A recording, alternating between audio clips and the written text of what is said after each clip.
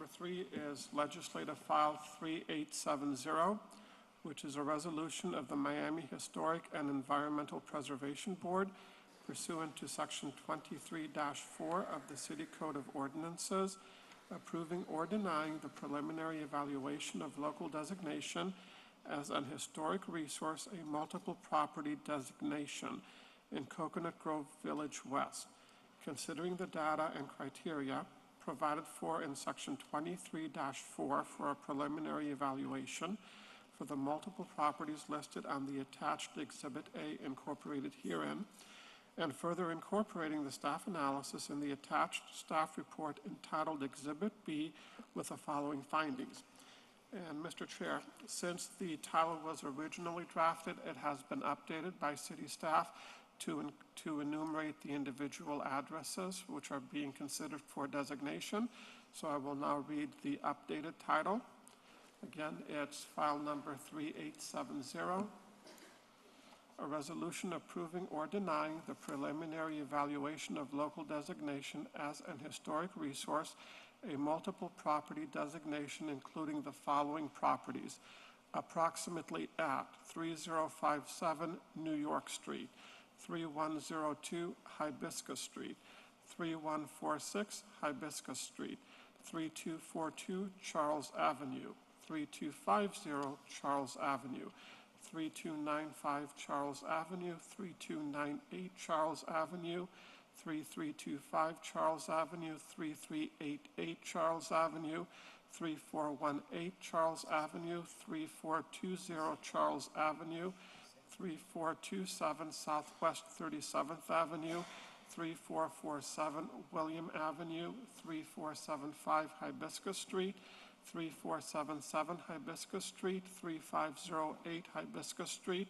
3514 Fro Avenue, 3517 Hibiscus Street, 3536 William Avenue, 3537 Charles Avenue, 3566 Thomas Avenue, 3573 Hibiscus Street, 3571 Hibiscus Street, 3571R Hibiscus Street, 3581 Hibiscus Street, 3586 Charles Avenue, 3588 Charles Avenue, 3587 Hibiscus Street, 3589 Franklin Avenue, 3593 Franklin Avenue, 3603 Charles Avenue, 3616 Thomas Avenue, 3634 Fro Avenue, 3635 Oak Avenue, 3637 Oak Avenue, 3644 Fro Avenue, 3658 Thomas Avenue, 3671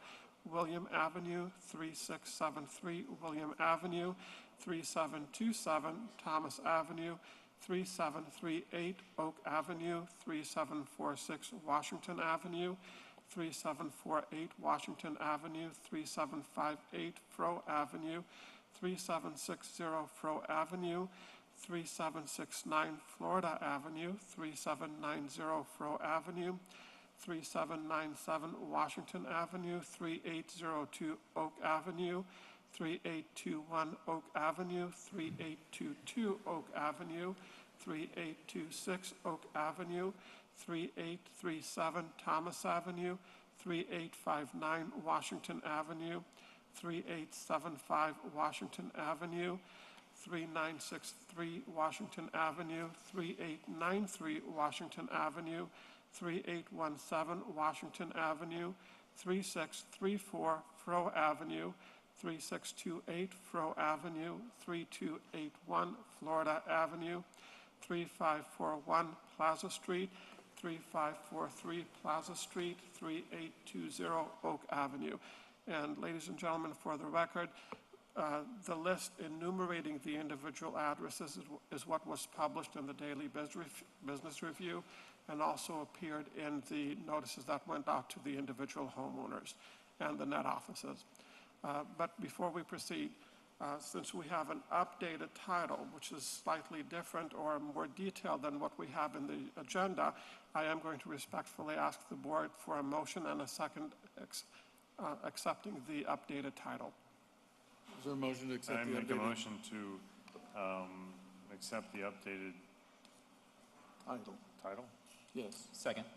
There's a motion and a second to accept the updated title. Any discussion on the motion? All in favor say aye. Aye. All opposed? Motion carries. The updated title will go into the record. And I believe the city is the applicant? Yes. Okay, proceed with the, Okay, Vicky Toronto, Historic Preservation Planner. Before I read the staff analysis, I wanted to make some corrections for the record. The applicant is actually City Commission, and this is pursuant to Resolution R17-039, which is included in the packet that was just submitted to you. Additionally, the list has been updated to include the address at 3817 Washington Avenue, and the survey form as well. This property was noticed and properly advertised. It was just a Scrivener's error that it wasn't included on the list. Additionally, the list was updated to include the mailing addresses 36556 Thomas Avenue, 3660 Thomas Avenue, and 3662 Thomas Avenue, which are on the same portfolio as 3658 Thomas Avenue, and therefore the owner was notified. Additionally, 3670 Williams, which was not noticed nor included in advertisement, as it was accidentally was a Scrivener's mess and error, and has been removed from the list. okay.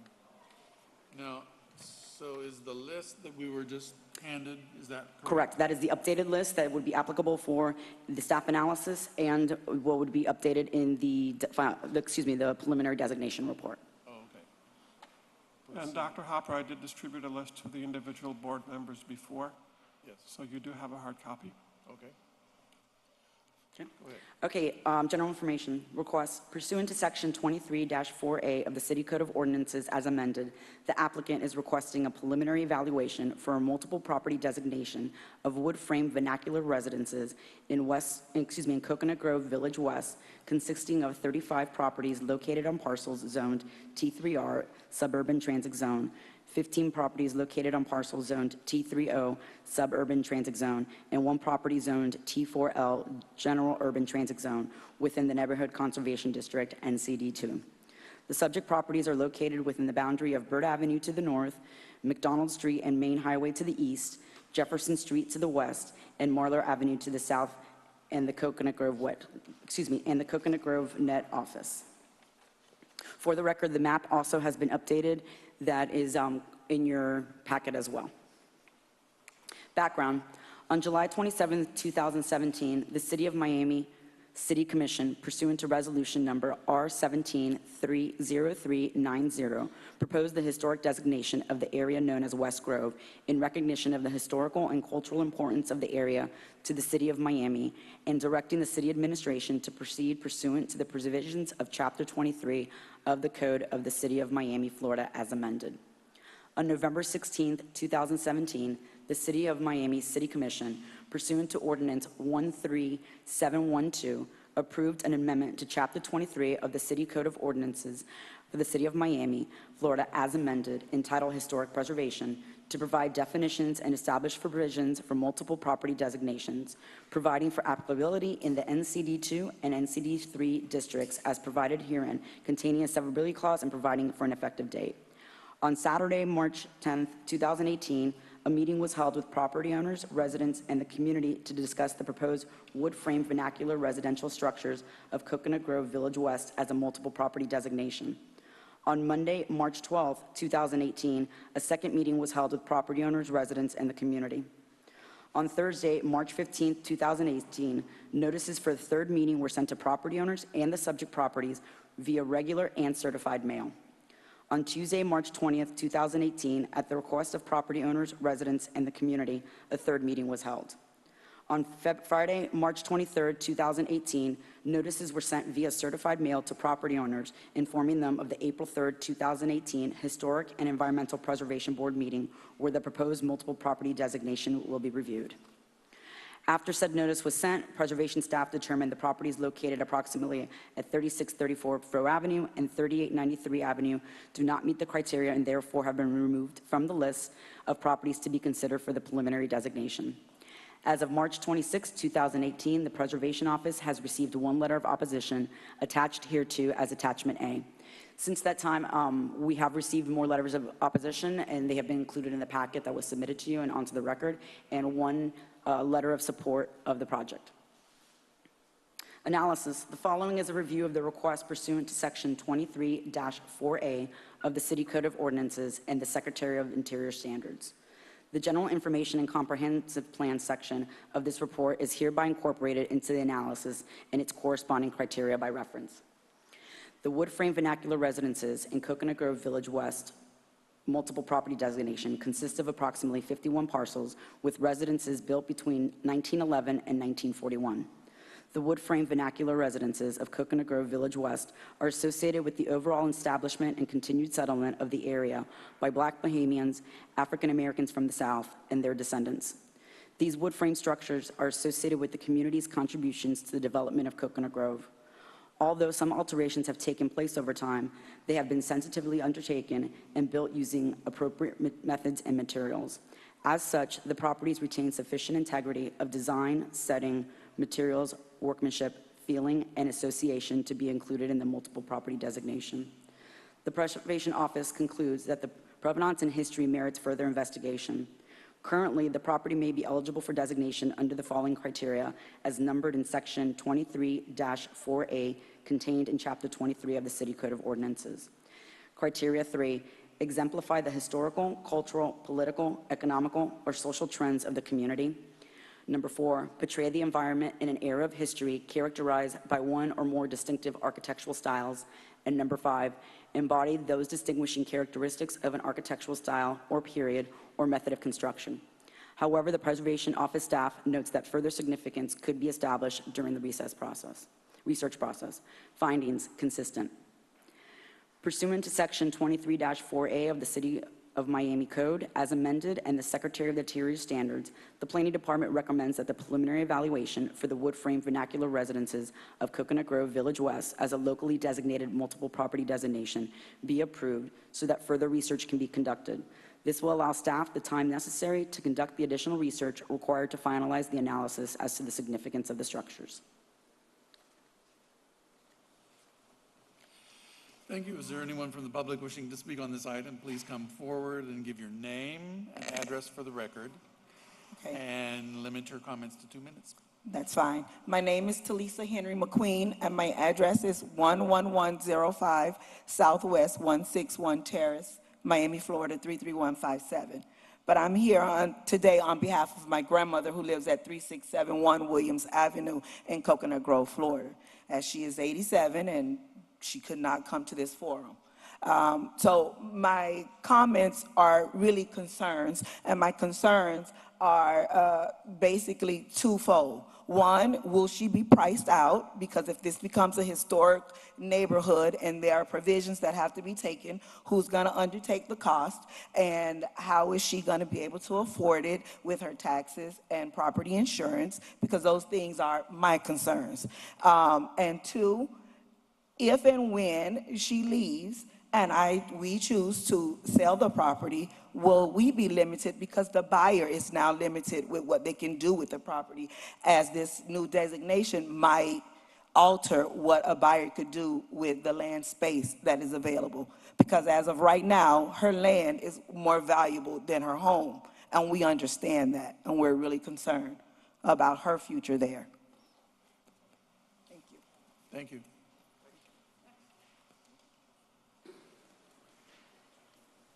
Next. Yes, sir. Okay, my name is Hernan Guerrero Applewhite, resident at 3637 Oak Avenue. So I'm a property owner of one of these 51 homes. My background is in geography, urban planning, and architecture. So understanding historic preservation, preliminarily, I had no issue with the preservation. I actually bought the house because I'm of West Indian descent. It reminds me of West Indian homes where I'm from in Panama. And so we have no desire to tear the home down. My issue is more with the process. As a homeowner, incorrectly, it was presented that property owners were notified. I did not receive a notification about this issue until Saturday before last Tuesday's meeting. As I understand it, the reason that the notices were sent out to property owners is because at meetings 1 and 2, somebody asked how many property owners were present at the meeting. And then at the second meeting, somebody asked how were owners notified. So as a result, a letter did go out, then a certified letter did go out. I received the certified letter the Wednesday after the Tuesday meeting, okay? So that was really alarming to me. So it's more the procedural issue. As a planner, having worked on the North Beach Master Plan where we had to deal with local historic preservation, I was the project director on that. We had a trolley that we organized with all the commissioners prior to the whole study being started. And so my issue is more with this process. I'm not sure that I would be against the historic preservation. I am concerned about, just like the previous person spoke, about what the financial impact will be for me. As you all know, it's very expensive to live in the city and reside in the city. I have 2 young children. I would like to continue to live here. I have no desires to tear the house down, but I am concerned about what this is going to mean for my bottom line and my biggest investment, which for most people is their home. So, you know, I think that moving forward, you know, we can't correct the past, but I think that we really need to do a better effort in 2018 to notify owners about what's going on. Not at stage 3 of a process, as was stated at the last meeting, but early on. Otherwise, all these concerns happen, you know? And so I think that if there had been an earnest effort to reach out to property owners and, you know, really understand what the concerns might be and try to address those, maybe there wouldn't be so many letters of opposition right now. And so, you know, it's alarming to me that this issue has been under investigation since July of 2017, and it's not until March that I, as a property owner, find out about this. Thank you. Yes, sir. My name is Charles Bethel. I'm here representing Christ Episcopal Church. The address that is listed at 3447 Williams Avenue. It wasn't read, but I see it on the Prototron as being one of the properties listed. But our objection is that, again, we were not notified until the third meeting. Also, that we were having different plans for this property. Our vestry voted unanimously to tear this house down and also to start some type of affordable housing. So we started this process about 4 months ago. Come to find out that now you have us listed and listed that house as part of the preservation process. But our vestry had already voted to tear this house down and to start the process of affordable housing, which we started about 4 to 5 months ago. Also, we are not against preservation process because our church was designated historic. So for a church to be built in 1912. And then we requested the historical designation. But in this process, we have different plans for this particular house, and we haven't had anybody live in this house in 8 to 10 years. We haven't put any money into the house in over about 25 years. The pipe irons, the toilet, the floor, the ceiling, everything has begun to deteriorate.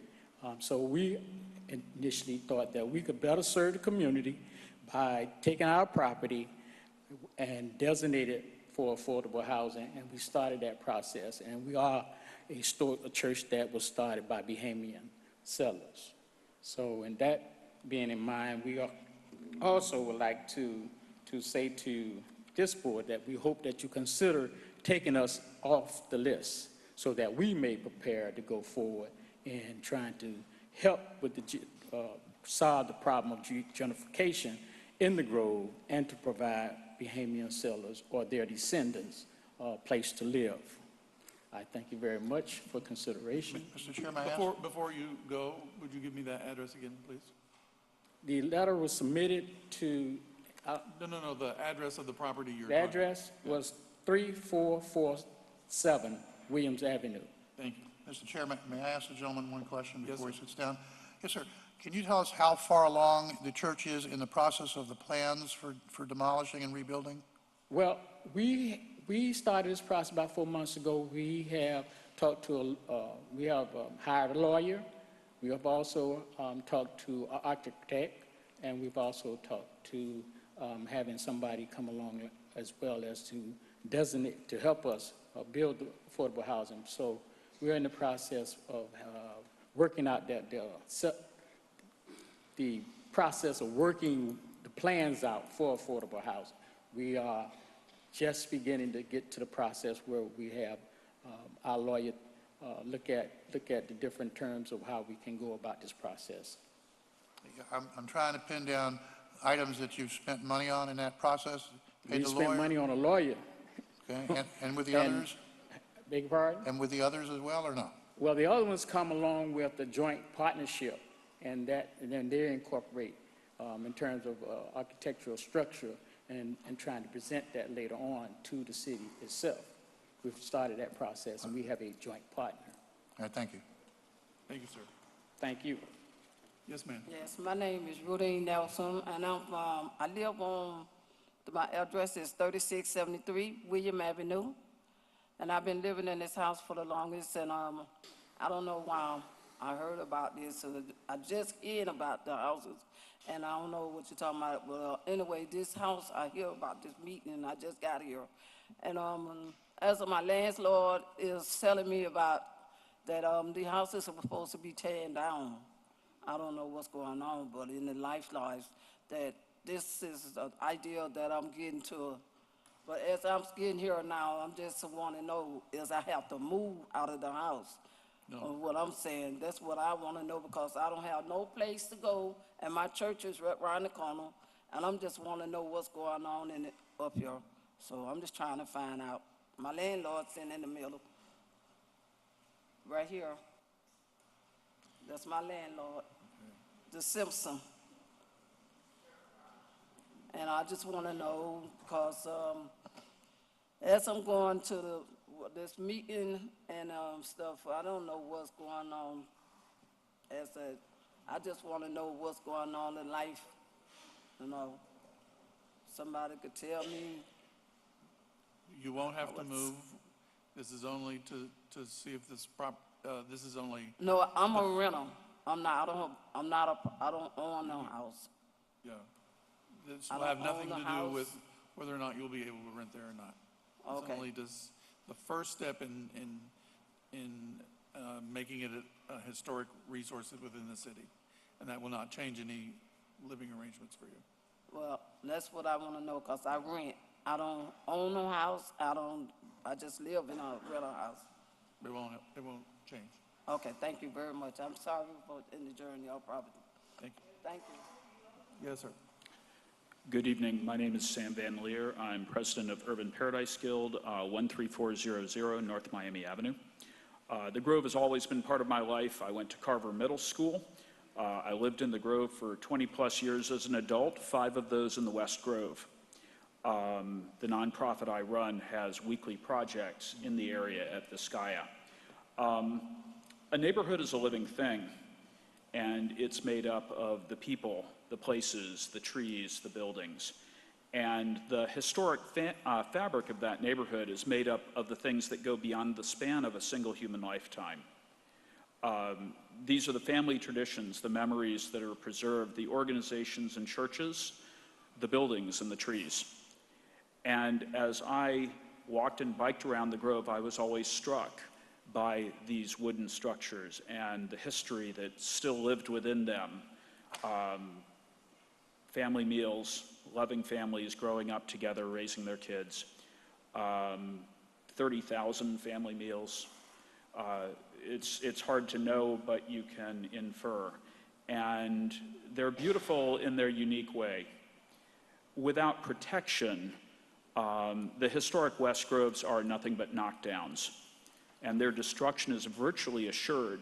And when that knockdown process happens, that will accelerate the gentrification of the West Grove, which is already under assault by developers.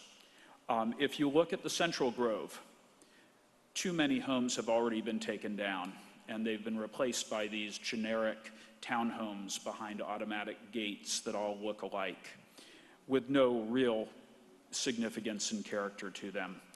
And that's a shame. And we can't turn back the clock on that, but we can learn from it. It is essential that there is some form of preservation.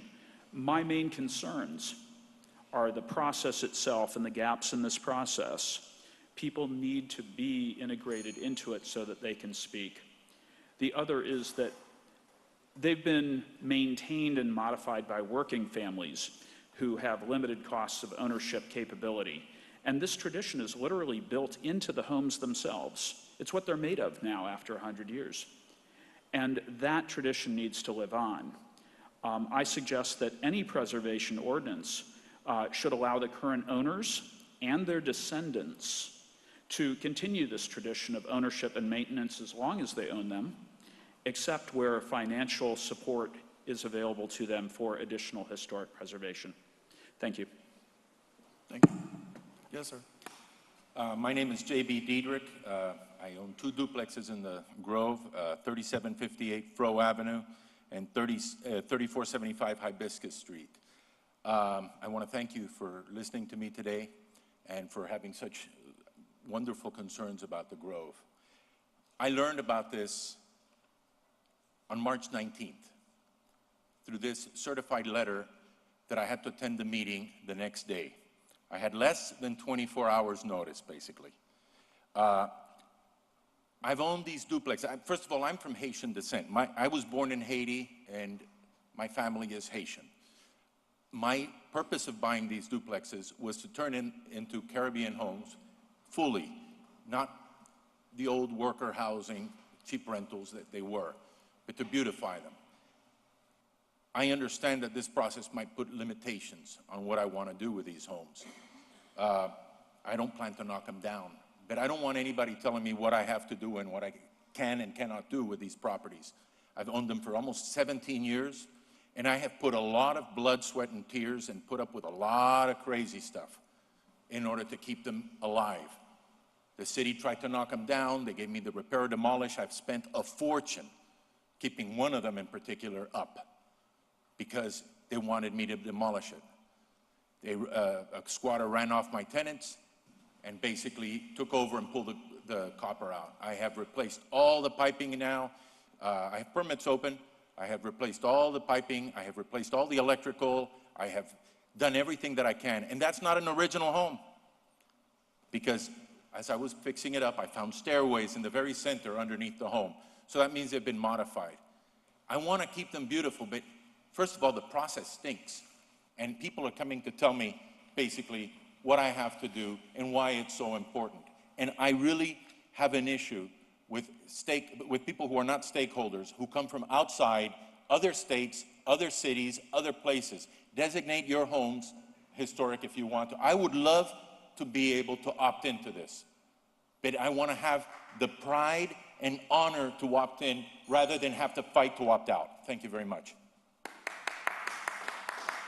Yes, ma'am. Hi, my name's Penny Tannenbaum, 1826 Fairhaven Place, which is in the North Grove. I want to implore you that as you explore and the staff explores, to remember that we're dealing with sea level rise and climate change. My house, which is a 1926 house, was severely impacted by a storm surge.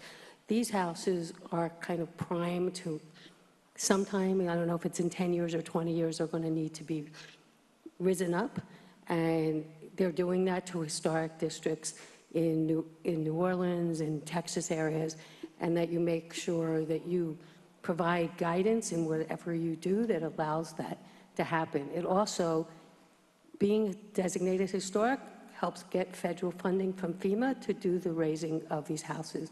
But if you don't do that, these houses are going to get destroyed just by flood inundation at some point in the future. So please work with the Sea Level Rise Committee and our resiliency officers to make sure that that's considered in any designation. Thanks. Thank you. Yes, ma'am. Good afternoon. My name's Courtney Berry, and I live at 3325 Charles Avenue. I also work at Barry University. My area of expertise is in civic engagement, community service, and in history education.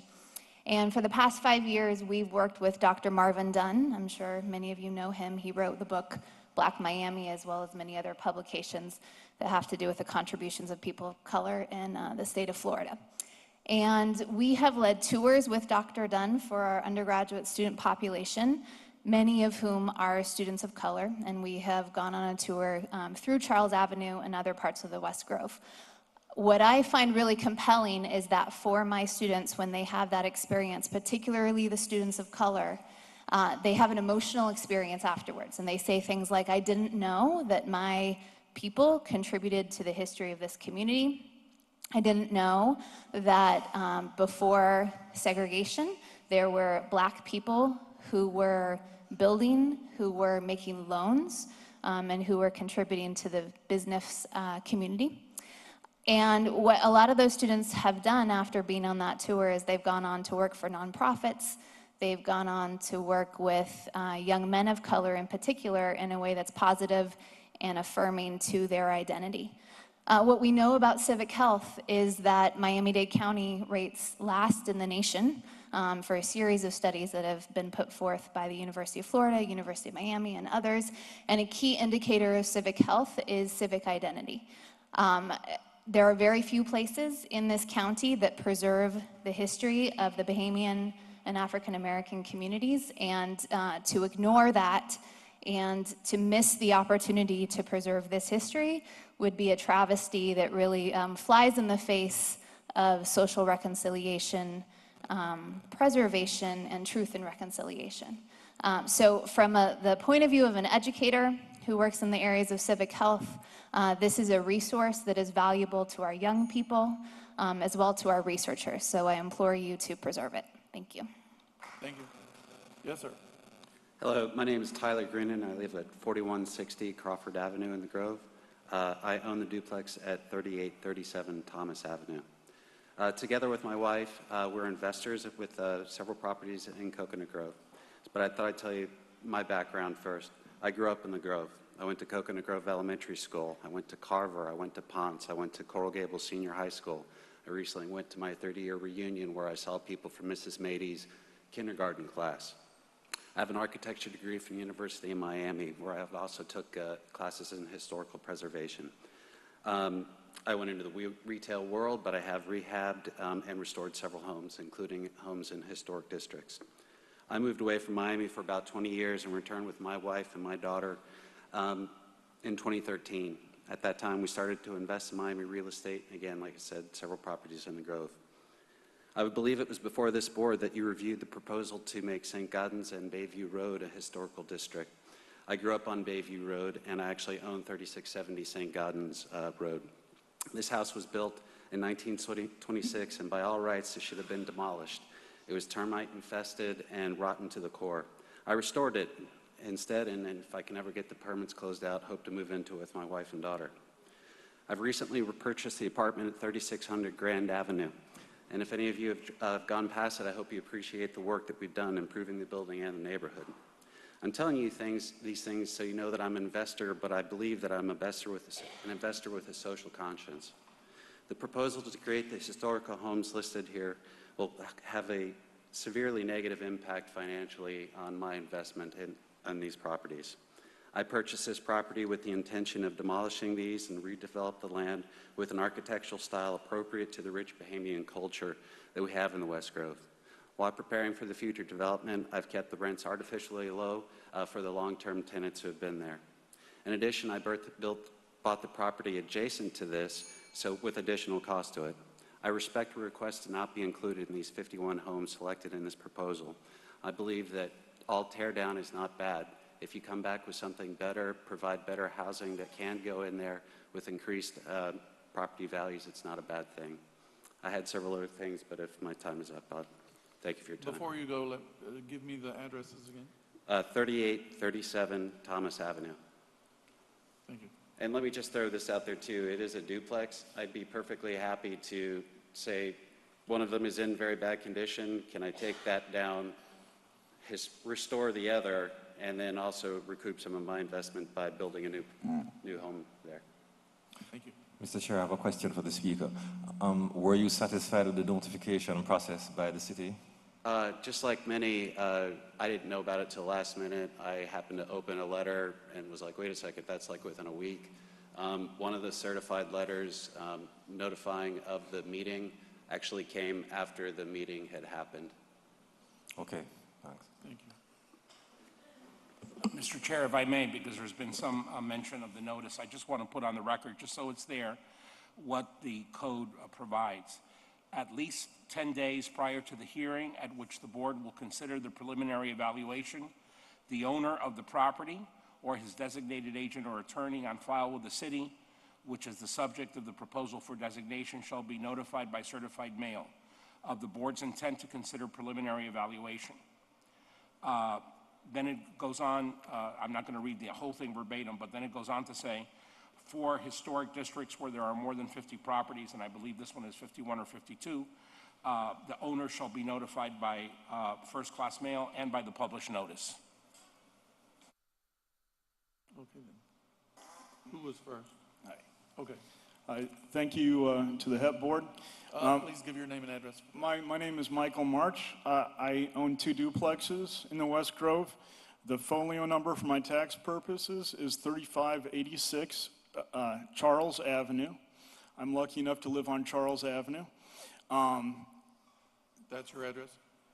Yes, there are actually 4 that you've listed on the folio here because I do have a 4-unit property. Okay. Currently, I have a huge incentive not to tear down my shotgun shacks because I'm lucky enough to have a 4-unit zoning, okay? And so I appreciate the efforts that the city is making to preserve our community in the West Grove. I moved there because it seemed like a small town with community. I love the churches on all the corners. I love the way people know each other. It feels like where I grew up in small town Nebraska. I know that the Bahamas are similar to where I come from. They're just small towns separated by water instead of cornfields, okay?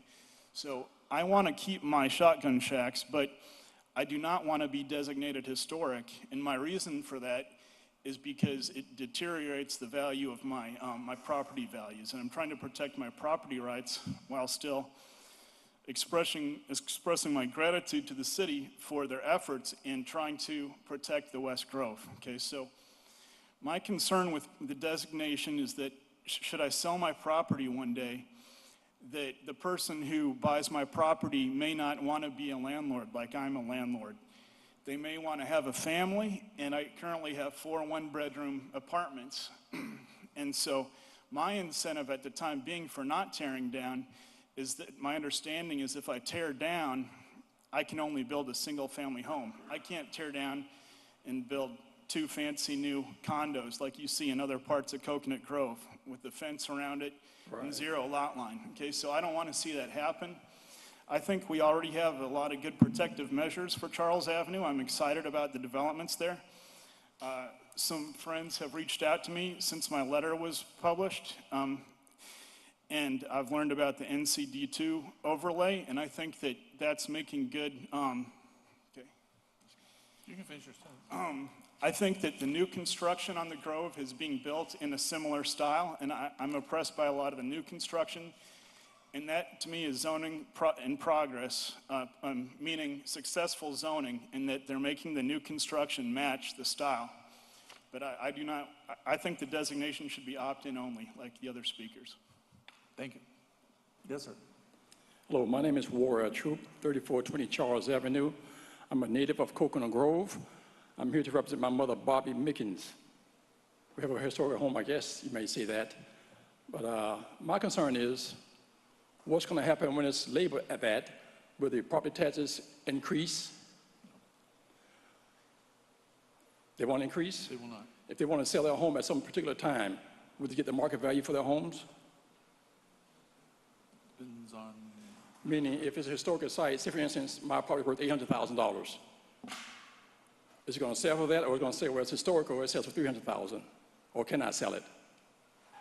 You can always sell it, and being historic has no direct effect on its tax rate. Okay. And my other question is that this is basically a family community, a family home, whereas we have our Thanksgiving dinners there, baby showers. It's basically a family home. And I would hate to see that environment change because I see all the different buildings that are coming in. You have the 2-story mini mansions, and you have the foreigners coming in and pushing out the people who've been there for over 50 years, 70 years. And when they do come in, the property taxes goes up. You get to the point where they can't afford it. My mother, she's about 80 years old, and as I say, it's a family home. When someone falls in hard times, they can go back home and recoup. And we've had that in our family quite a few times. So they have a place to go back and lay their head. But if this process continues, whereas the monster buildings coming in and the property taxes going up, they can't afford it. And there's no place for our family to go back in and to recoup. So I hope you guys consider also slowing down the development in the Grove where it can retain its Bahamian look. Because right now it looks totally different from what I know as growing up as a kid. So I hope you guys can retain our look of Coconut Grove, Black Grove. Thank you. Thank you. Yes, sir. Hi, my name is Christophe Petit. I live at 3100 Ohio Street and own a duplex on the list in this part of the Grove. And the address of that property is? It's 3822 Oak Avenue. Okay, thank you. 3822 and 26. I've been having this house for 15 years probably. I'm renting it out to people originally from the Bahamian culture in the Grove. I'm very happy with it, but I received through the mail a number of letters of developers who want to buy my house. And I think we need some incentives for people to keep these houses the way the city would like, and I would like to keep them preserved. One incentive I was thinking to suggest is a cap on the taxes. Just like we have a cap on taxes for homestead, it would be a fair incentive to have a cap on the taxes for those designated houses. The idea is you want to incentivize the owners to keep the house and resist the temptation of selling it to a developer that would just erase it. Because the idea is you want to preserve the people also, not only the houses. What I mean is that if the taxes go up too much, we're going to raise the rents too much, and the people which you want to keep in the Grove may have to go because they cannot afford such a high rent. Right. So please consider the idea of having a cap on the taxes for the houses that are designated on this list. Thank you for your attention. Thank you. Yes, sir. How you doing? My name's Andrew Raskin. I'm the owner of the property at 3295 Charles Avenue. I just wanted to be known that I'm strongly oppose designation. My wife and I purchased the property. We wanted to raise our kids in Coconut Grove. We purchased the property with our life savings. I'm in the process of putting plans together. I've hired an architect. I've hired a structural engineer. I've hired an MEP engineer. I've hired all the consultants needed in order to prepare plans for my family. The current house and the current condition of the house, and I'll show you guys pictures, is in terrible shape. It's actually, this is the tub inside the property. This is the interior of the property. It's in, If you want the board to consider photographs, sir, you need to submit them into the record. okay, I'll submit them to the record. So anyway, the property's in terrible shape. It actually was recently determined that it was an unsafe structure.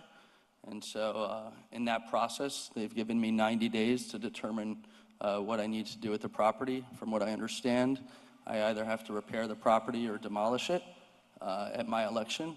And so during this time, I've actually submitted an application to be demolished. However, I was turned down because it was included as part of this grouping. So, you know, I sort of feel like I'm stuck between a rock and a hard place. I've spent a lot of money. I've spent my life savings on buying this property. I've spent money on hiring consultants, and you know, I really oppose being included as part of the mix. So, Mr. Chair, may I ask? Yes, sir. Sir, how long did you own the house before you got the demolition notice as unsafe? I purchased it at the end of last year. Okay, thank you. And just to put it on the record, I definitely did not receive notice 10 days in advance of the meeting. I think the meeting was a few days later after I received the notice for certified mail. And so. But the property did not deteriorate under your ownership. You bought it that way? No, it was in poor shape. I bought it with the intention of building a new home for my family. Thank you. Thank you. It's again, to be clear on the record, it's 10 days before this meeting, this hearing. 10 days before this meeting. Yeah, we're. No, there is none. Yes, ma'am. Right, there, the community, yeah, please place that into the record and it'll be passed out to the board. Thank you. I mentioned one other. Yes, can I just say one thing and then you can, again, to clarify, the hearing notice is required for this meeting. The community outreach meetings that the city conducts, because it's encouraged to conduct them and it should conduct them and so forth, but there is not a particularized notice for that, other than that the city will undertake outreach. The notice requirement in the code is for this meeting, for the HEP board meetings, okay? That's all, thank you. Can I just mention one more thing? From what I understand, I went down to meet with somebody in unsafe structures at the city. From what I understand is that since I'm being obligated to demolish the home, if I'm able to demolish it at my own cost, and I've received an estimate of approximately $7,500 to do it, if I don't do it and the city is obligated to demolish it on my behalf, it's 3 or 4 times the cost that I will be burdened with. It may cost me $25,000 or $30,000 to demolish the home. What do I do?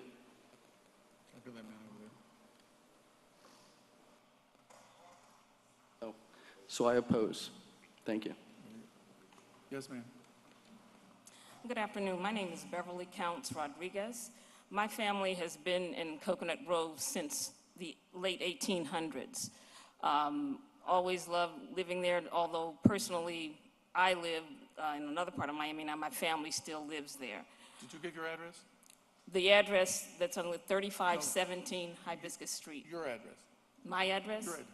My address is 9821 Southwest 158th Street. However, I own property in the Grove at 3491 Charles Avenue and 3517 Hibiscus Street. We just had to have it for the record. Okay, thank you. Okay. This has been a very interesting process. I think the whole idea of historic preservation is wonderful. I think part of the problem is that there's not a big understanding about historic preservation and what it really means, and there's fear that, you know, a lot of restrictions and those fears, I think, you know, is what I've heard today, some of these things are true. But I think there's just a lot more information that's needed to the residents. Historic preservation, Key West has historic preservation. Other parts of Miami are historically there. And I think that people are just really concerned about the economic impact on taxes, the economic impact of making improvements. But the whole idea of historic preservation is a good one, and I personally like the idea of it. I think that the residents in Coconut Grove need just more information and to see the whole big picture, because we don't want these structures torn down. We still have a structure in my family that was built in the early 1900s that we'd like to preserve. So I just like to say that in general, I approve of historic preservation. I think that the details of it and how people can be helped to improve their properties, I think, and to allay some of the fears that a lot of people have in terms of keeping the properties. But generally, I'm for it, but I would like to have more information, and the process of getting out the information needs to be improved. Thank you. Thank you. Mr. Chair, I have a question for the speaker. Ma'am? Excuse me, ma'am. Yeah, sorry. Yes, I have a question for you. In between the meetings that took place between March 10th and March 20th, it says 3 meetings were held. Were you satisfied with the information that was given to you by the city officials at these meetings? Were your questions satisfied, or how did that process feel to you? Okay, I started hearing about the meetings a little late in the process, so I attended the last meeting at Carver, and there was lots of information, and I was also talking to other people in the Grove about the information. So I can't speak for the other parts of it, but the fact that there were 3 other meetings, that's good. I'm not sure if everybody who was involved knew about all the meetings and were able to be at the meetings to get the full impact of all the information. But the one I attended was pretty good. The last one, it got a little heated, but I got information that I needed. But there's still some other questions that I have. Okay, thank you. Thank you. Yes, sir. Good afternoon. My name is Gene Tinney. I reside at 74 Northwest 51st Street in the city of Miami. Former resident of Coconut Grove for a number of years, right on Grand Avenue. During those years, I got a real opportunity to appreciate what some of the other speakers alluded to in terms of the experience of the Grove, the quality of the Grove. And I think it's just relevant to point out some of the, not only the past history, but the current history. I think the speaker from the great state of Nebraska actually referred to these structures in the more familiar term of shotgun bungalows. These structures, art historians know this, I mean, they are ubiquitous in the African world. They've been tracked back, traced all the way back to West Africa. There's a whole culture, if you will, spiritual aspect of this that's embodied in that. Ways of life that made sense long before the convulsion of slavery and all of that. So we're really talking about preserving something more than just structures. It's significant that tomorrow will mark 50 years since the assassination of Dr. Martin Luther King Jr. It's also 50 years since the Poor People's Campaign that he did not live to see get launched. And that whole campaign was about economic justice, in addition to civil rights or voting rights. With all respect to the investors, property owners, and so forth, who really have real reason to be concerned about the effect on property values on a monetary scale, I think Mr. Van Leer spoke very well about the much more, that value is more than just dollars. So I really want to commend the City Commission and this board for having the vision to consider this and really look at the value of what these structures mean. It's more than just artifacts. And I think if we allow ourselves to really look at what whole communities mean over and above what they look like on real estate listings and property values, we'll come to some, I think, wise decisions on this that will benefit everybody. Thank you. Thank you. Yes, sir. My name is Anthony Vinciguerra. I live and own the property in the Shotgun Bungalow at 3325 Charles Avenue. I'd like to speak just briefly, both professionally and personally as a resident of West Coconut Grove. Professionally, I work at St. Thomas University, and I coordinate the community engagement work of the university. And like my colleague from Barry, we bring dozens of students every year to do tours of Miami's communities of African descent, to try to raise awareness about the contributions of Miami's diverse communities of African descent. And the tour always begins in West Coconut Grove, to hear about the contributions of the historic Bahamian African-American community to the founding of the city of Miami in the Grove. And that architecture of the Grove, of the West Grove, if it's gone, that will no longer be there. That history will no longer be there. And the impact that that has, not just on current residents, but on the youth and the future generation, is enormous. But also, as a resident of the West Grove, I just want to say that I've been honored to live in the West Grove on Charles Avenue, the first street where folks of African descent could own property in the state of Florida. I'm obviously a white guy, but that history was so important in my decision to move to the West Grove and the value of that. And I think there has been a lot of misinformation said, not by the city officials, but by others at the meetings, about the impact that this will have. I think there's a lot of fear. People are afraid that their house is going to be demolished if it's preserved, or that they're going to be kicked out. As far as I know, there's been no serious study ever that has shown that historic designation over the long term is detrimental to homes' values. In the short term, maybe. If they're not preserved, they could be demolished and, block house, little mansions could be put up. But in the long term, I think that's simply not true. Secondly, for those that are concerned about gentrification, which I share that concern, without designation, the historic residents of the West Grove are going to be pushed out even faster, and the gentrification is just going to go ahead more quickly. Historic preservation isn't the only solution to the gentrification of the West Grove, obviously, but it's one step. And if it's accompanied by support for low-income families to keep the historic character of their homes, I think this is one step in the right direction to maintain both the historic and cultural significance of the West Grove, but as well as its historic residents. So I strongly support it. Thank you, sir. Yes, sir? Hi, good afternoon, Mr. Chair and board members. My name is Joshua Megvin. I live in the North Grove, 1779 Micanopy Avenue. I also live in a shotgun, very old wood house, so I appreciate some of the earlier comments about how difficult those can be to bring up to repair, and it's certainly not inexpensive.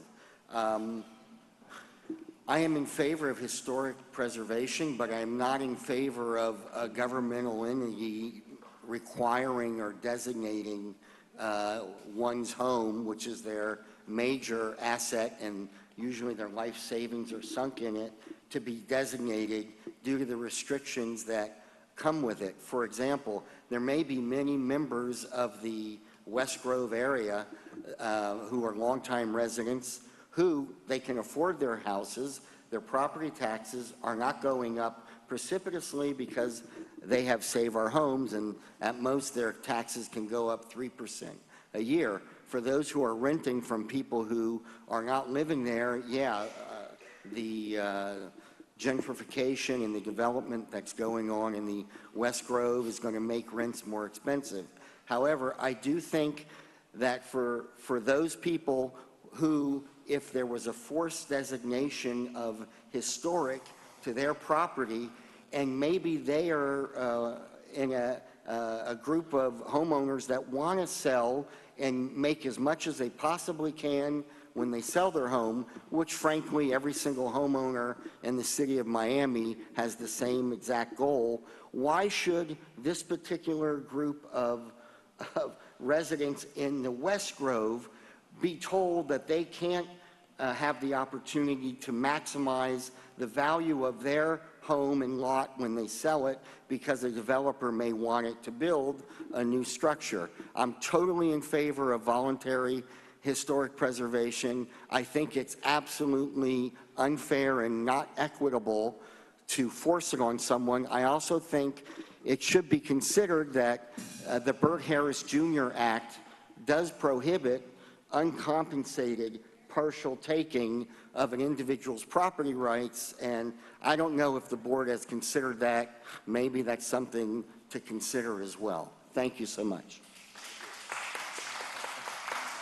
Yes, ma'am. My name is Rhonda Rose Drexler. I'm the manager of 3514 Fro Avenue, LLC. My mom is actually the owner. And I'm here to say that we do not want to be a part of the historic designation. We actually have already started the process in February to have the house demolished. We've already paid under contract to do so.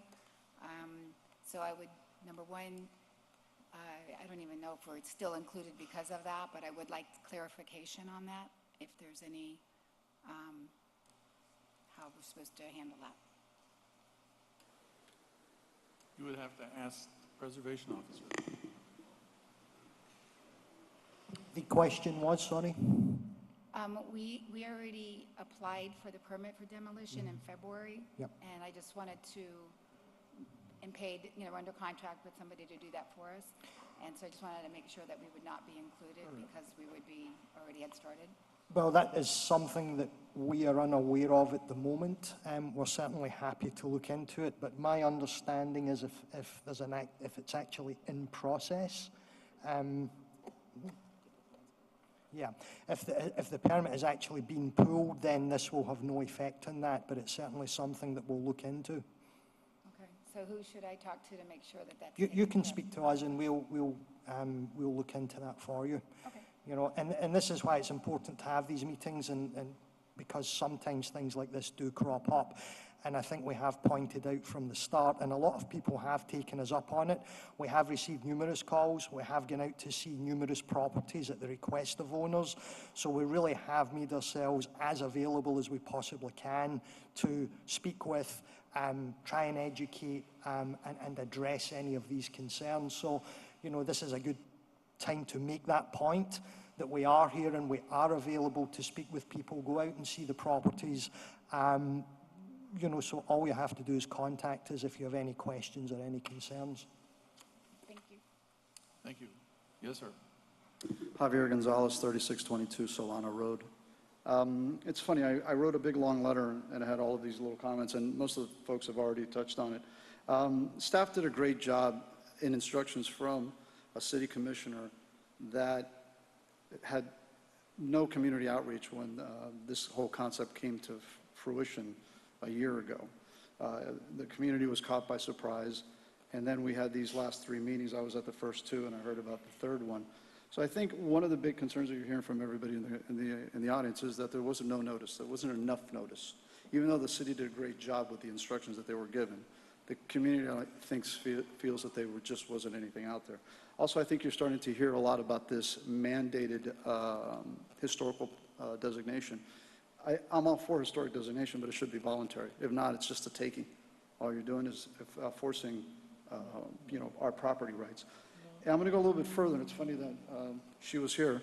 I was going to bring up that property. I actually sold the property at Fro Avenue, 3514. I'm a real estate agent, and I'm proud to say that I also sold the one on St. Gaudens, and he's done a great job in keeping it up. But I'll tell you a little bit about Fro Avenue and her comment. If the seller was not able to maximize it for land, he had a reverse mortgage. The house would have been taken away from him. They were kind enough to keep him on property for over a year, 2 years, paying a minimal rent. The home, if I wanted to tell you, the electrical box was a wood box with 1 breaker, internal lines. I tried to sell it. I had 16 offers on the property, going from $150,000 to $225,000. Everybody was a tear down. I was able to get $230,000, which covered the mortgage. But when I tried to sell it to families, I couldn't. It couldn't be insured.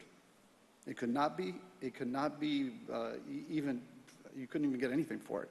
So the truth is that the only recourse that this family had was to be able to sell it to somebody to bring it down. This whole concept, we have 50 properties. Out of the 50, and I'll be real quick, out of the 50, you affect 15 families that have homestead on these properties. And these folks, this is their life savings. And I think it has to be taken into consideration, at least to defer, or at least to be able to say it's a voluntary process. And if it's voluntary, it should include all of Coconut Grove, because there's craftsman houses all throughout Coconut Grove. Don't signal out African American, make this our culture. This is what we've been. Thank you. Thank you. Yes, sir. Good afternoon, Mr. Chair and panel. My name is J.S. Rashid. I am president of the Coconut Grove Village West Homeowners and the Tenants Association. With respect to this initiative, there are so many questions. This initiative was put forward responding to the hue and cry for sustainability for the historic residents in Coconut Grove Village West. We've always had this cry, and the response has been something less than what we need. We need a human connection to historic preservation. We are very eager to preserve inanimate historical artifacts, and we've done a poor job in maintaining the historic people. This initiative needs a rework. It needs the intention to include the human factor, because many initiatives that preceded it had all the good intentions, and it wound up having no teeth or unintended consequences which were detrimental to the tenure of the residents in the area. We also need to interface this initiative and pair it with other particular initiatives that are ramping up, like the NCD, to make sure that we have the enforcement power and assurances that this will not make the historic residents have to see their historic homesteads like a tourist rather than a native. So I want us to go back to the drawing board and put in some measures that will tend to make it easier for this community to sustain itself. Our parks, our institutions, we have apartment buildings named after historical persons like E.W.F. Stirrup, and nobody resembling E.W.F. Stirrup lives in there. 68 units and not one local in it. We had an NCD that was supposed to preserve our handhold on this community, and it had no teeth and did not protect us, but it cost us extra expenses if we had to do some changes like our driveway. So we're not ready to proceed with this, and we have to keep in mind this is for the human factor and not just for the inanimate historic sake. We're way ahead of ourselves. Thank you. Mr. Chair, if I may? Yes. For Mr. Rashid? Mr. Rashid. If I may, can you tell me specifically how you see historic designation having a negative impact on the residents of the area? Negative when we're in this, I always insist on a preamble. They talk about intent. The intent for historic preservation is like having the icing without the cake. We would love, conceptually, we like historic preservation, but it does us little good if we're not here to enjoy it like a native. So if it doesn't have the assurances and the protection that having this historic preservation doesn't create additional economic burden on the diminishing residents, then we should make sure that before we go forward, that we have some specific language of specificity that will tend to help the historic residents maintain these households, creating funds, that there be some language that would tie this to GOB, to CRA, to NCD, and provide the type of measures and the fundings that go with it that wouldn't end up having the unintended consequences of pushing folks out. So you got property values rising up around you, and people who are below income standards compared to the rest of the Grove will have a hard time holding on to those houses. So in a way, you will have the demise by the lack or neglect because you don't have the money, or the property values are rounding. Are we going to have extra tax abatement considerations for the people who agree with this or acquiesce it? And specifically, how it is going to keep the numbers of the historic residents from diminishing. If it doesn't do that, we're ahead of ourselves, and we have to have that language, and we got to find ways and means to make that happen. And that's what's important. Or this is just an exercise.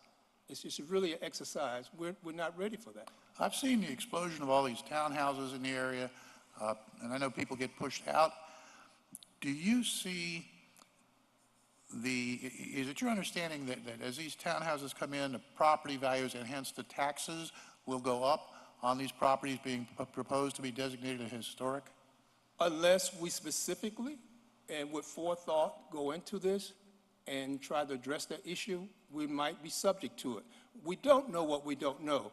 Every time we try to get a measure, remember the reason this is a response to a specific hue and cry for sustainability and tenure for the historic residents. So this is what you offer me, then I need to know how this secures the current residents' tenure in this community. If it doesn't, we're ahead of ourselves. And we need to go back to the drawing board and draw some lines to how this historic preservation is any benefit to the community other than the tourists or making us tourists. So we haven't seen that because this is why it came up. We're here having this discussion because we say, hey, we need sustainability. We need ways and means to continue to live here and say, well, how about historic preservation? One thing that was offered to me is that it might be the garlic to Dracula, or silver cross to Dracula in terms to developers. If this is historic development, they might shy away from development. They might save 50, 40 houses. That might be one angle, but we need to continue the thought processes along those lines.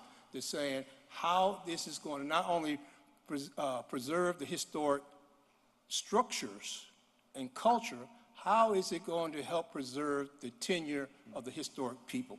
And if that we got other priorities in my estimation, Mr. Freed. Thank you. Thank you, sir.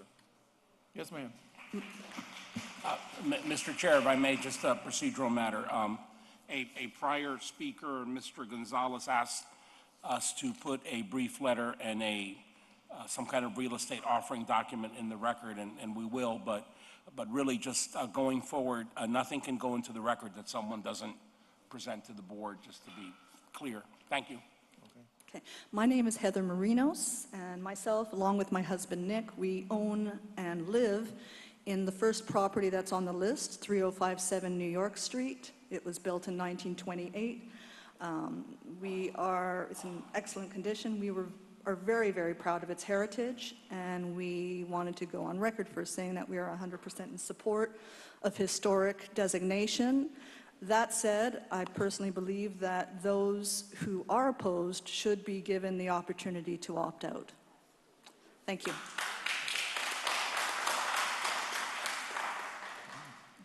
Hi, my name is Jacqueline Story. My address is 218 Grant Drive. I own the property as 3634 Fro Avenue, 3628, and 3626 Fro Avenue. I just heard from Ms. Vicky, the city, saying that 3634 was not included. How can it not be included? And it's just one piece of property. That's the first question I have. This property has been in my family for 104 years. And I would like to have it preserved in historical preservation. I would like more information on it to find out what my options are. I know I can't change the outside of it, or, my do's and don'ts. We don't have too much information. And I think that those who don't want to be in historical preservation should not be forced.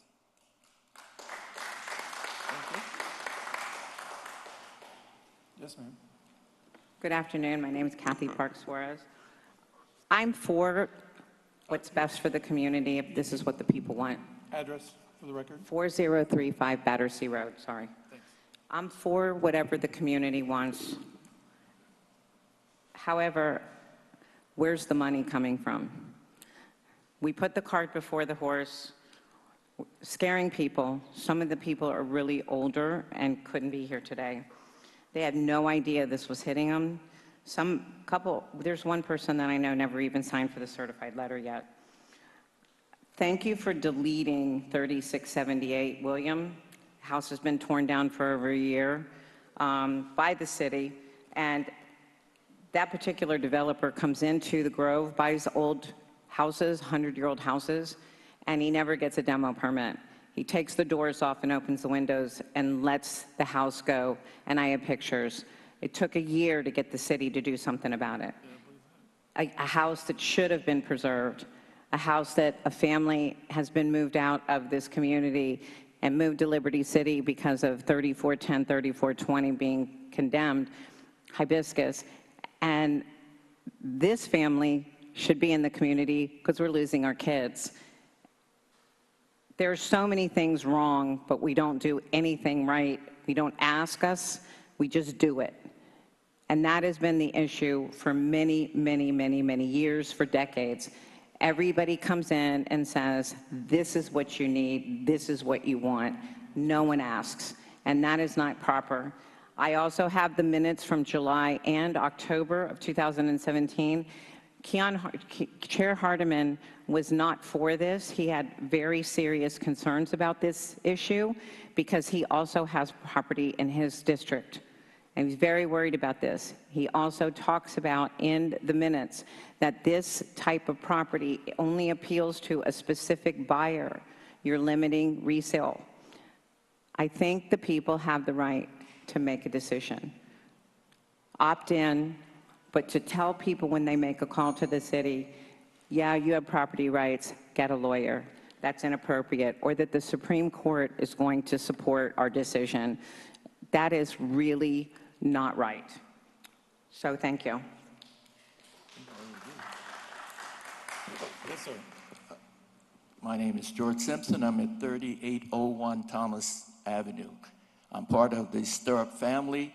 The point is that my great-grandfather, who built this Stirrup House at 3242 Charles Avenue in 1897, during his lifetime, he built over 127 houses in Coconut Grove, also in other parts of the city of Miami. We have 3 houses on this list. I won't even waste time talking about the poor way that we were contacted. But the main thing is, to start off, they say that they want to preserve the Bahamian heritage and Bahamian style of housing. But they did not come into the neighborhood and talk to some of the older Bahamians like my mother, who's 93, will be 94 in 3 months, or Mrs. Gibson here, and ask them what did they think about preserving Bahamian culture and architecture. And both of our families have been in this neighborhood for over 100 years. Now, the fact of the matter is that anytime you're forcing a property owner to what he's going to do with his property, he can't sell, he can't demolish, he can't transfer. That is just what we would consider a backdoor way of gentrification. Because a lot of people on this list who have contacted me, they were not made aware of any of these meetings. They don't live here. Maybe this is grandma's house. So to put the pressure on them that they have to do certain things to the house, they can't transfer it, they can't do it's going to put pressure on them to try to sell the house, and therefore you have more of the traditional families that have been in this neighborhood being pushed out. When we have all these meetings, including the 3 meetings they had at Ambrista Park, many of the people who are for this, they don't live in the neighborhood, they don't own property in the neighborhood, they do not work in the neighborhood, but they have an oversized opinion of what should happen to this neighborhood. You know, the fact of the matter is, my parents, who are both physicians, my father got the first mortgage, black mortgage in 1953. Most of the people who built these houses are teachers, and they built them out of their savings or taking personal loans. They did not get any help from the city. One last point I'd like to make. Back in the early 80s, my family had 46 wooden houses. And the city told us at that point, you should knock these houses down. We don't want this type of thing to continue in Coconut Grove, which we did, and we built new bungalow-type houses. Now we get the other side, we get the second slap. Now the wooden houses that we still have, you're saying, oh, no, you can't do anything with these. You have to let the staff of preservation tell you what to do, what type of windows, whether you can sell, whether you can transfer. It is not fair. It is not equitable, and it probably is not legal.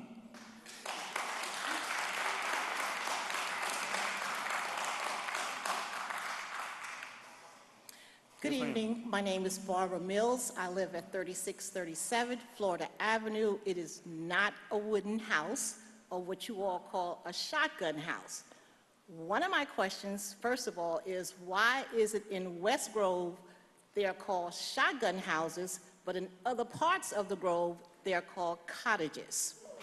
Now, I was born in a shotgun house. My grandparents came from the Bahamas. My grandparents helped build a house at 3637 where I reside. It is a family house. I was born there with a midwife. I love that house. I remember that house from age 3 years old, not to mention what my age is today. However, I already asked my mother, who is 92 years old, if she can find a design for that house. I do remember it. Believe it or not, if she finds it, or if I'm blessed with money to rebuild that house, I would rebuild that house. The house was torn down, and no one can tell me why, in the early 1960s. It was a beautiful house. 7 bedrooms, 3 baths. My grandparents had all their children, 12 of them, in that house, except one that was born in the islands. The other 11 was born in that house. And then grandchildren came after that, and great-grandchildren came after that. I am for the preservation. It's just a small area. It's a small piece of the pie. Other areas have their designations. I think West Coconut Grove should have theirs as well. Now, with that in mind, because it is a small area, those who do want should have, those who don't want should not have. I've gone to all 3 of the meetings. This is my 4th one here.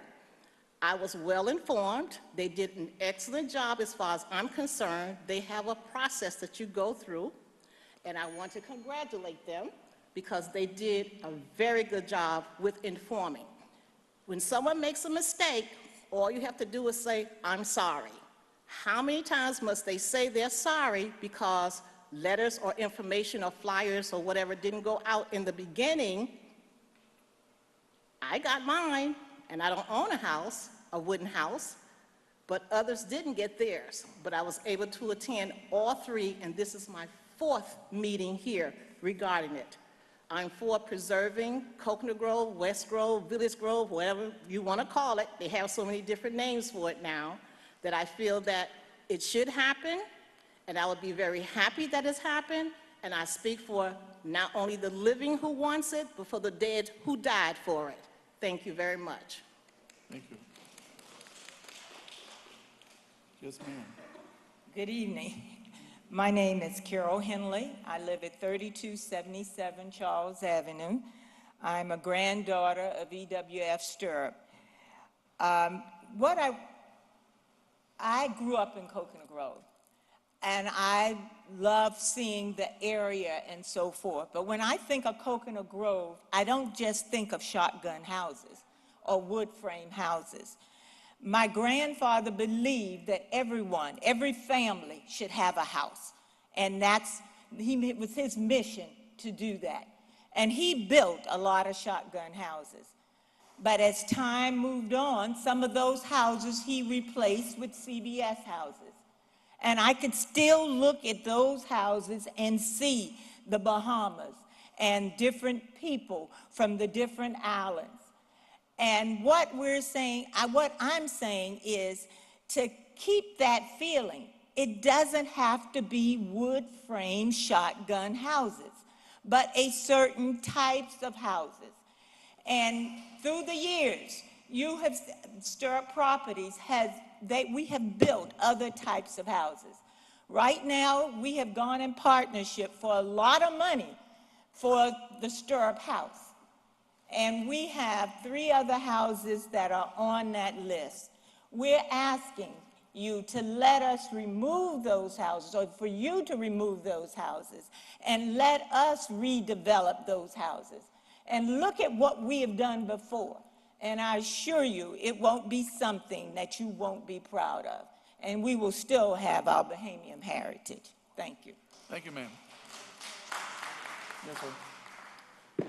Hello, my name is David Newman. I live on 2470 Trapp Avenue. I'm very proud of my Grove neighbors here. Just a few ideas I think are just simple but great ideas. The opt-in or opt-out based on what the owner wants. I think some gentlemen said tax incentivizing the owners. I think that's also just a simple, good idea.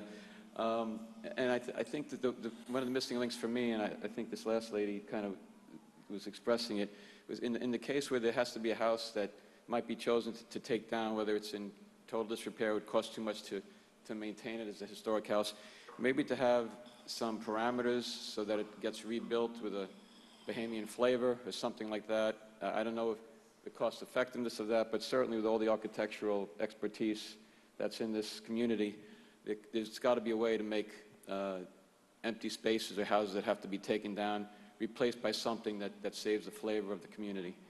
That's all I have to say. Thanks.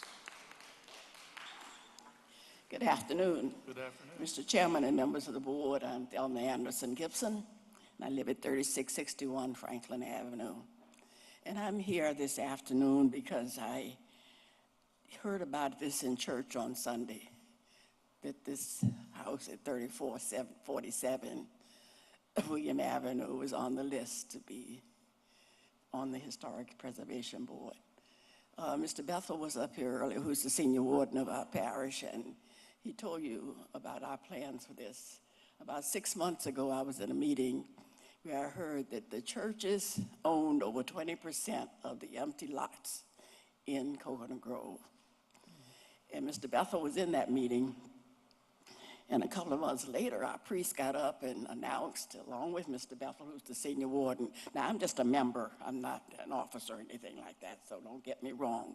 They got up and announced that we were considering doing some affordable housing on the land that we own, because we were one of those churches that owned some of the land in Coconut Grove.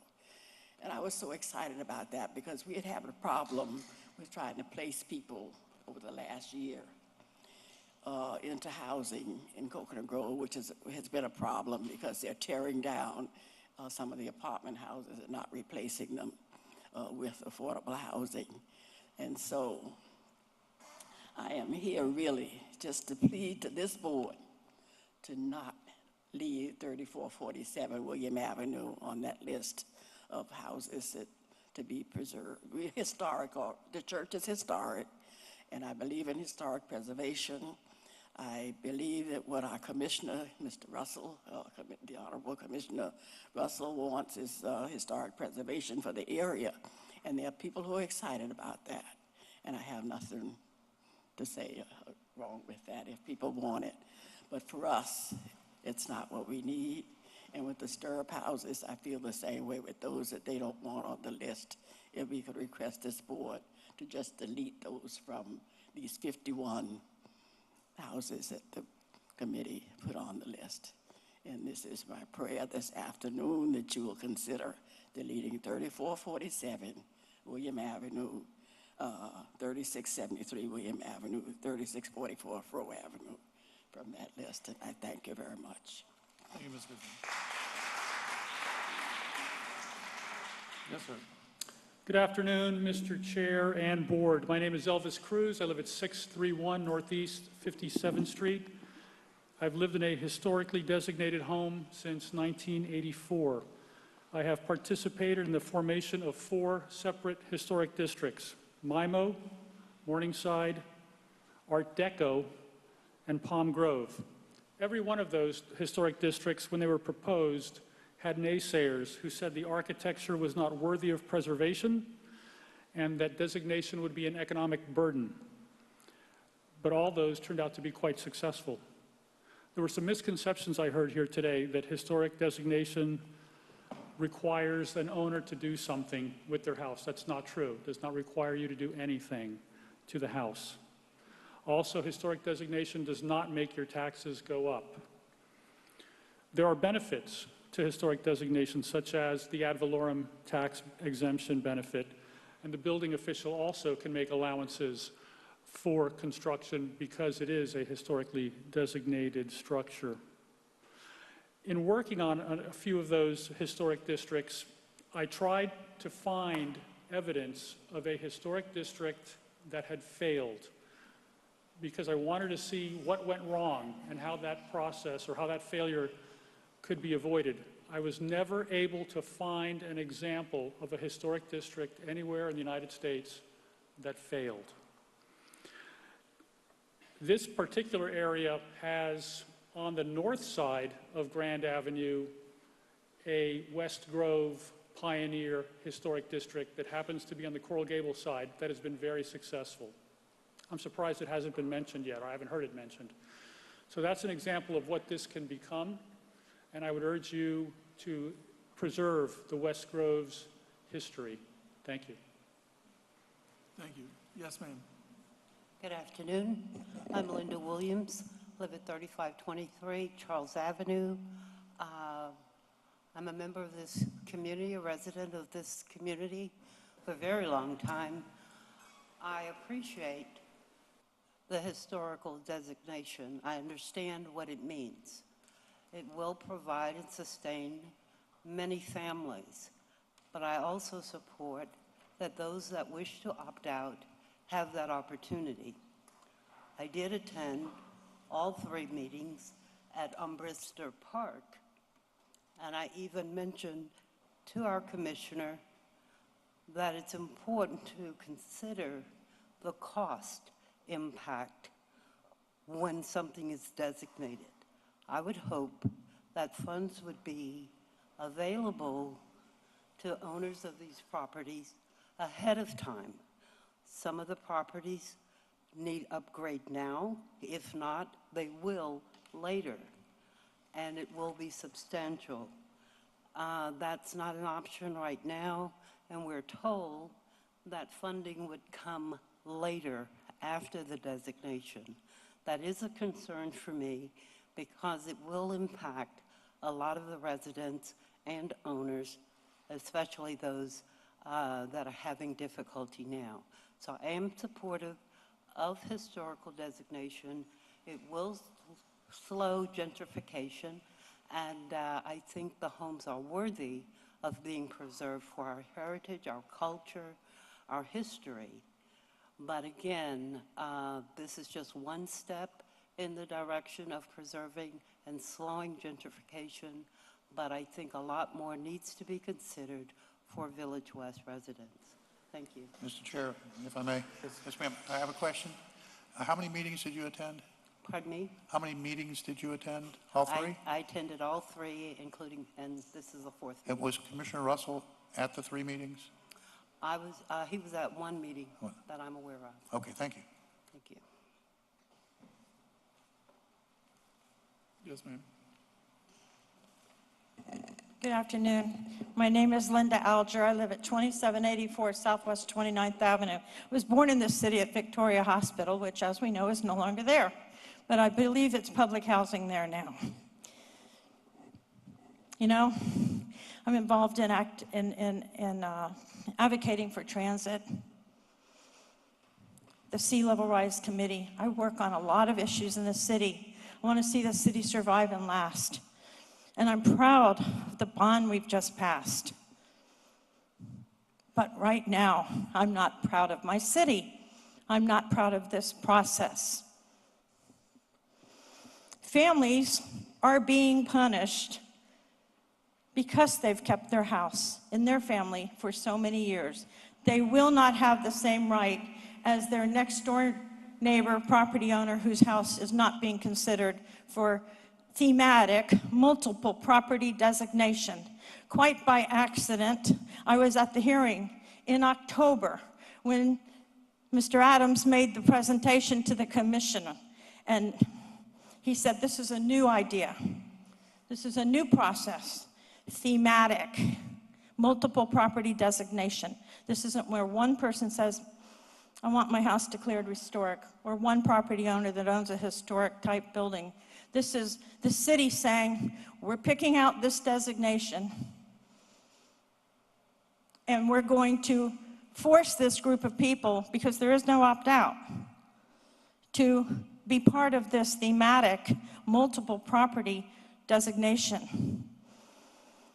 Keon Hardeman expressed a lot of concern in that hearing on October 26, and his comments are very clearly in the minutes.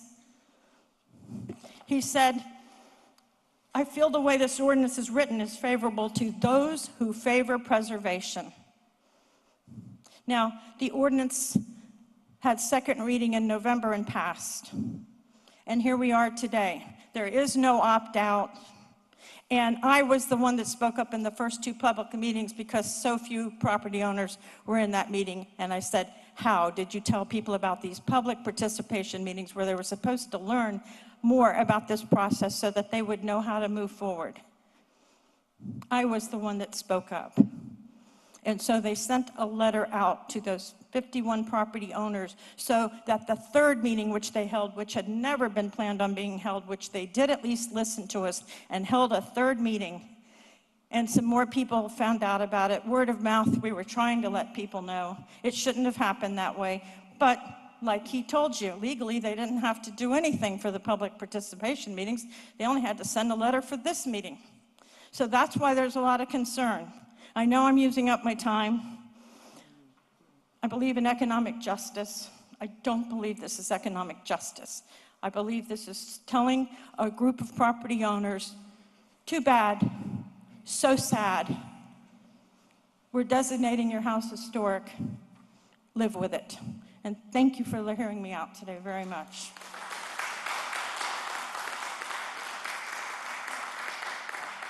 Yes, ma'am. My name is Sarah Len Sharp. I live at 636 Northeast 70th Street. I actually wasn't here about this matter, but not too many years ago, I lived on Kumquat Avenue in the Grove, and I helped my neighbors fight the building and operation of the trolley maintenance center that the Gables wanted to place in the Grove. One of the most disturbing aspects of that project was that I asked the developers, you know, how could you think that it would be okay to have this structure in this area? The building with the walls, you could touch a family home. And they said, well, there's nothing there.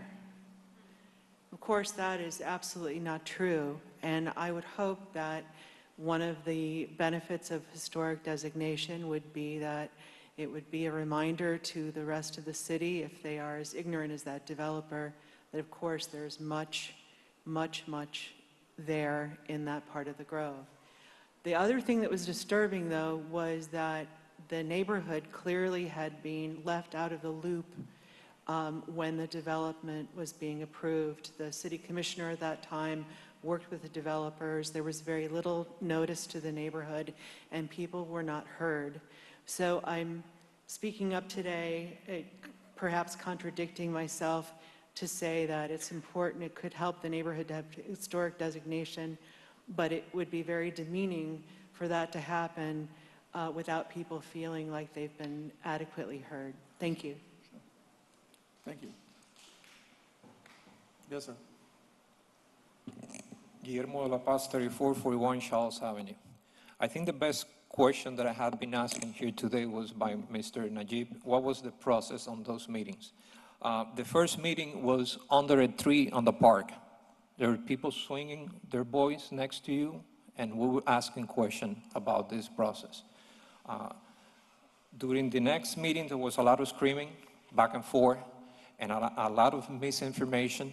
We didn't talk about the fees. We didn't talk how much it costs to be in this podium if you have to defend something that you want to do in your property, how much it costs a lawyer, an architect, an engineer that are talking on your behalf to present something here. We didn't talk about the cost. We didn't give information. Let me tell you something about the West Grove. The West Grove is 15 square blocks, 75 intersections. 75% of the people who live there have no internet. They probably don't know that this is going on here. They don't know how taxes get paid. They don't know about homestead section. They don't know that having a new house next to them, it will not affect their houses if those houses have homestead section. There is a lot of misinformation here. And I don't think it's the government job to pick winners and losers. This should be a very simple process. I want my house to be historic, I apply for. I don't want to, I do nothing. So it's not the government. And by the way, the government have been picking a lot in that area. If you look the boundaries of this designation, it's exactly the same boundaries from the NCD2, the boundaries from the CRA, and the boundary where people of colors were prohibited to cross that line. So the government have been picking a lot. We have the only empty pool in Miami-Dade County. We have the only theater that is closed. We don't have one sign of a speed limit. We don't have traffic circle. We have people killing and bicycle shooting. We have drugs. We have a lot of things on the West Grove. And now we decide to have 51 houses on the historic list. And if you call today to the city, if your house is in that list and you call, the answer will be get a lawyer. You know how much it costs a lawyer to start talking? 10 grand. And if you have planned, if you already secure an architect, an engineer, a runner, and now you have to get a lawyer, that's the advice that we're getting from the city today. Again, I don't think it's the government side to pick winners and losers. Thank you. Can I ask who told you to get a lawyer when you called the city and for information? I think there are several people here can I'm sorry, come to the microphone. and tell us who told you to get a mic. Andrew Raskin, 3295 Charles Avenue. I was told to get a lawyer. Who told you? No. Yes, 100%. You had actually asked the staff member for legal advice, which she stated she was not. Told that I she- need she to was- hire a lawyer. I was You asked the staff member 100%. for legal advice, which she is not qualified to do. I was asked what are my rights, and my rights were told you need to hire a lawyer. Yes, absolutely. Those are my rights. Mr. Chair, if I may, just on a legal point that I want to make to the board, just to have it on the record. There's been various statements about designation when an owner is not in agreement. The board, I think historically, in considering districts or resources, has considered inclusion or exclusion of properties based on the criteria in the code. But what I want to bring up, because I don't think it's been mentioned, is Miami-Dade County, which is a constitutional home rule charter county, sets minimum standards in this county. Among those areas that they set minimum standards for are historic preservation, billboards, signs, ethics, the environment, and various other things. Any city that enacts a historic preservation ordinance and regulations can operate under their own ordinance, but if they fail to comply with the county minimum requirements, there's always a chance, I'm not saying there's a probability, but there's always a chance that the county will assume jurisdiction over the area. One of the requirements in the county historic preservation ordinance, which has to do, and please feel free to look it up, it's in Chapter 16A of the Miami-Dade County Code, which is online, is minimum standards for municipal historic preservation ordinances. It is a violation of the minimum standards of this section for a municipal historic preservation ordinance to exempt or an otherwise historic property from historic regulation or designation on the basis that the owner did not consent to the regulation or designation. And there's other requirements there, and then the ordinance goes on to provide various incentives and other parameters, but I simply wanted to put it into the record because Miami-Dade County is a constitutional home rule charter county. It is not a non-charter county, which means that when it states its laws are supreme, as to any city in Miami-Dade County, its laws are supreme. Thank you. Tyler Greenan at 4160 Crawford again, and I'm very, very empathetic to your situation there. But I just wanted to say that I called the staff. We had a meeting the next day, was very informative, and even made a phone call today, which was picked up much quicker than you call anybody else. So very empathetic to other people's situations, but with the staff, regardless of whether I'm for or against this, have been very accommodating to me. All right. Is there anyone else who wishes to speak on this item from the public? Yes. Please come forward and give your name and address for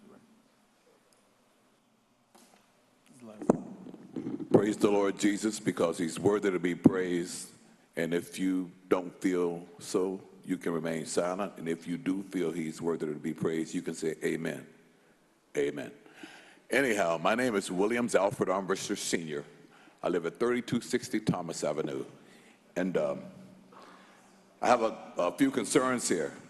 One you've heard much of is inadequate notification. And then another is it shouldn't be a process of opting out. It should be a process of opting in. Because there are many people who are living in, homeowners who live in these homes, they can't do the historical doorknobs, those historical doors, the historical windows if it needs to be replaced.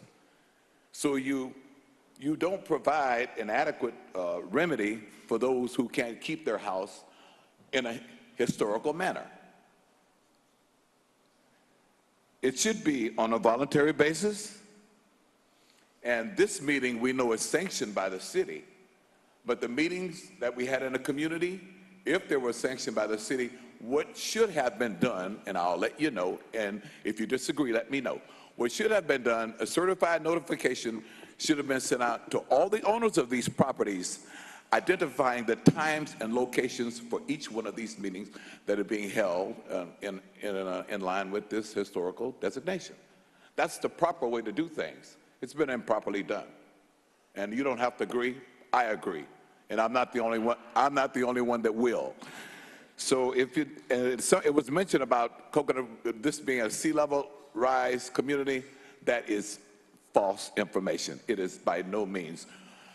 Like my house is about 45 feet above sea level. And so the sea level would have to go up maybe 10 stories to get to my house across from CVS on the back street in Coconut Grove. So what you want to do is make certain that if there is historical designation, it should be on a voluntary basis. And we can't blame Dade County for the actions of the city of Miami, young man. The city of Miami has made this request, not Miami-Dade County. Miami-Dade County, they hold all the cards to unincorporated Dade, but they don't hold all the cards to the municipalities in Miami-Dade County. So this measure shouldn't even be considered. Opting out, no, opting in is what should be considered. Thank you very much for your time. Thank you. Yes, ma'am. Good afternoon. My name is Melissa Tapinas. I live at 3767 Carmen Court in Coconut Grove. A couple items. I'm here to speak on item number 9 for myself, but I wanted to say a few words about this item because for the last couple years in Coconut Grove, it has not been a very pleasant place to live. All these issues dealing with the neighborhood conservation district, the historic district has made it a very unpleasant place to live. And it's really pit neighbor against neighbor. And as a land use attorney, I have been representing many of my neighbors for a couple years now, dealing with issues like trees that I've been before you, St. Gaudens being one, and now I'm listening to the same issues of a lack of process, a lack of procedure, a lack of whether the code is deficient. And I wanted to just speak specifically to what Mr. Suarez-Rivas mentioned about the county code and how it specifically provides a statement that he was reading was that the city cannot actually legislate this opt-in, opt-out provision, but it is commonplace in Miami-Dade County as well as in its 35 jurisdictions to allow property owners to choose whether or not their properties will be designated historic or not, especially in a situation like this, that it's not a district. Again, we'll be talking about that in HEP Board item number 9 today as it relates to Coconut Grove.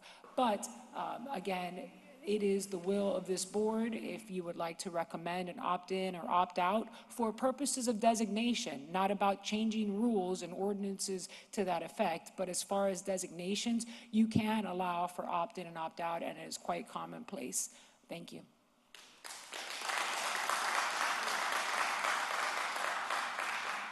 Christophe Petit again, sorry, I had to add something. It's a question. You want to preserve, but the question is, are you ready to prohibit the construction of boxes houses in this area? Because the house I own, let's say on the right and on the left, if they build square big boxes, the one I own is going to be historical, but it's going to be the history of a bad choice. Yes, sir.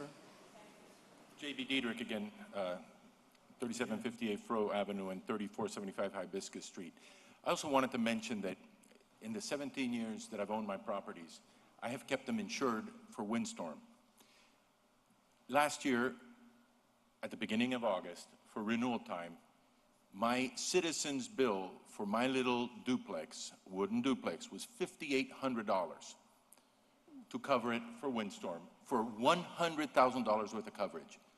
And for the first time, I had to let it go. I just couldn't do it anymore. I couldn't do it anymore. And then we had Irma. So for that hurricane, I had to go and do the best I could. I bought straps. I dug all kinds of things into the ground to try to put the straps around it to hold it down in case it was going to blow off. Now, if we're made to keep these houses as they are you guys going to provide us with cheap insurance? Are you guys going to cover us for windstorm damage? Or are you going to let us fend for ourselves? The other issue with taxes is that we usually are priced according to our neighbors. And if our neighbors have a $900 or $1 million duplex going on next door, and I have the little house. Am I going to have to fight it every year? Am I going to have to go in and fight it every year? Because October 2008, I bought my house for $85,000, a duplex. In October, in 2008, I think my homeowner's taxes were above $5,000. And that's also a struggle. Insurance and taxes for places that I collect $500 in rent per side, sorry. You know, you guys are throwing a big monkey wrench into my life. If you put it forth. Thank you. Can I point out that your insurance and taxes would probably be the same regardless of whether you're designated as historic or not? Exactly. That is exactly my point. It would be exactly the same. So I'd have to pay $5,800 because if I decided to build a bunker there, I couldn't do it.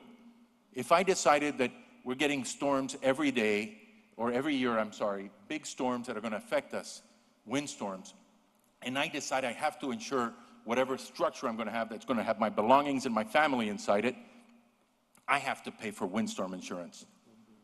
And I have to pay for my taxes. But I can't do that at the market rate because nobody in their right mind is going to insure a little wooden house somewhere in the Grove. And they don't do now. They charge you a fortune. I pay the same thing anywhere else. So I'm just saying, I think if you designate us historic, our price goes right down. I'd rather be on my own. Please consider it. And I think that most of the people here would like to be on their own. We don't need help in that regard. Thank you. Mr. Chair, I just want to briefly say again, because I want to be very clear in what I said. 2 points were made that I want to respond to. One, Learning Council, Ms. Tappan has said that you can consider other factors, and indeed the county code does provide that you can consider economic hardship, notice to affected parties, legally enforceable standards, quasi-judicial hearings, and appeals of the court. So if what I meant was taken to be some kind of straitjacket, that's not what I meant. But what I did mean was that the county code, which does apply within cities, it clearly does, expressly on its face, says you cannot have a regulation that requires the owner to consent in order to designate. And if I wasn't clear, I apologize, but that was my sole intent. Is there anyone else wishing to speak on this item? Now, we can't have more than one bite at this apple.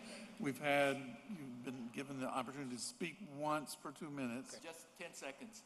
There are 51 houses on this list. I would like the staff to show me any one of the owners of those 51 houses that are for this. Well, there's one right there. All right, so we have 5? Good, that's how many houses? Okay, what I'm saying is the majority of the people are not. They want to have a choice. That's the point. I'm not saying it's going to be 100% that are there's some people for it, but the point is the majority, a number of whom don't live in the area, have contacted me that they want a choice. They want a choice. Thank you. Is there anyone else who has not spoken who would like to speak on this item before I close the public hearing? When I close the public hearing, that means there's no more discussion from the public. Anybody want to talk? No. Okay. I'm going to close the public hearing and open up to the board for questions, comments, and stuff. Who's going first? I have some comments. Go ahead. I'm going to try to speak to the big picture. We have 2 basic concepts that are colliding with each other. Number 1, the value to a community of historic preservation. That's how people in a community keep in touch with where they came from as a community. And there's value to that. On the other hand, private property rights, collision. That's what we're hearing. I'm also hearing a lot of misinformation, a lot of it. Can't sell my house? No, that's not so. Can't transfer it? No, that's not so. And I'm sure that when staff held the meetings, they knew what they were talking about, and they talked about it, but it seems like a lot of people didn't know about the meetings. That's what's striking me. So let me talk briefly about the procedure of this board. We're here on what's called a preliminary designation report. That is, staff comes to us and says, we think this area has important historical significance and preservation is in order. Now, at this meeting, we will decide, should staff go farther down that path and get us more information, or should they not? If the board decides that the staff should go farther, not saying that anything's approved, but rather just staff needs to look at it some more, I would hope there would be time in that time period where staff could convene another meeting with a lot of notice so that everybody can really understand what we're talking about. With handouts. Anybody else?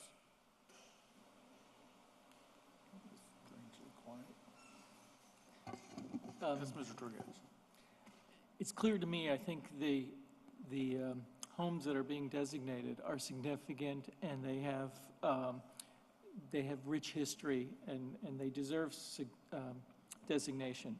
But what concerns me is this process. And I'm not familiar with the multiple property designation. In all the other cases that there's been designations, it's a district. And the district, whether there's a building that's contributing or non-contributing, at least there's some continuity or protection that the new structure that's going to be built next to a contributing building will be contextual. And in this case, there isn't that type of protection. So I'm concerned, one, the way we're doing this. And typically, when we do a district, it's perhaps that each individual building wouldn't merit an individual designation, but it's the aggregate of history among the structures that makes that district significant. So that concerns me, that in effect cherry picking an area, a neighborhood, and saying this should be a district in of itself, and this is not a district. So that's concerning. But I think the more concern that I have is this community has come out, this neighborhood has come out to speak, and there's a lot of misinformation, a lot of apprehension of the process.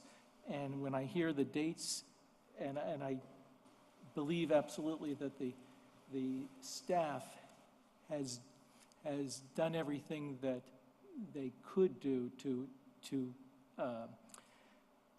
administrate this, for whatever reason, it fell short. And I think my feeling of this is that we're rushing this process. Okay, and that we need to slow the process down and gain more. I believe strongly in historic preservation. I think one of the speakers said that he couldn't find a district, a historic designation or district that wasn't positive for the residents of the area. And I think that will be the case. But I think there needs to be more work done to get to how these worthy homes should be protected. Okay, and just for information, the multiple property designation was introduced at the end of 2017 as approved by this board and as approved by City Commission for NCD 2 and 3. It has been used extensively by the National Park Service and other municipalities. So yes, this is a new concept, and yes, this is the first time we've used it.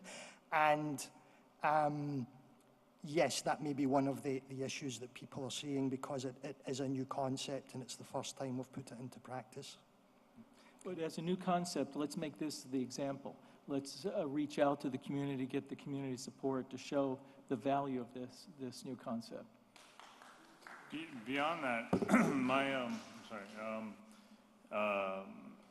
two words are the biggest threat to Coconut Grove. History, I'm a Miami history, a Grove kid. Two words, property values. If If it remains as it is, they're going to be gone quickly. They're going to be vacant lots with sugar cubes, I call them, white boxes on them. The interests that that are, speaking out against it, I understand. I'm a property owner. I also have a wooden shack. I have a historically designated property.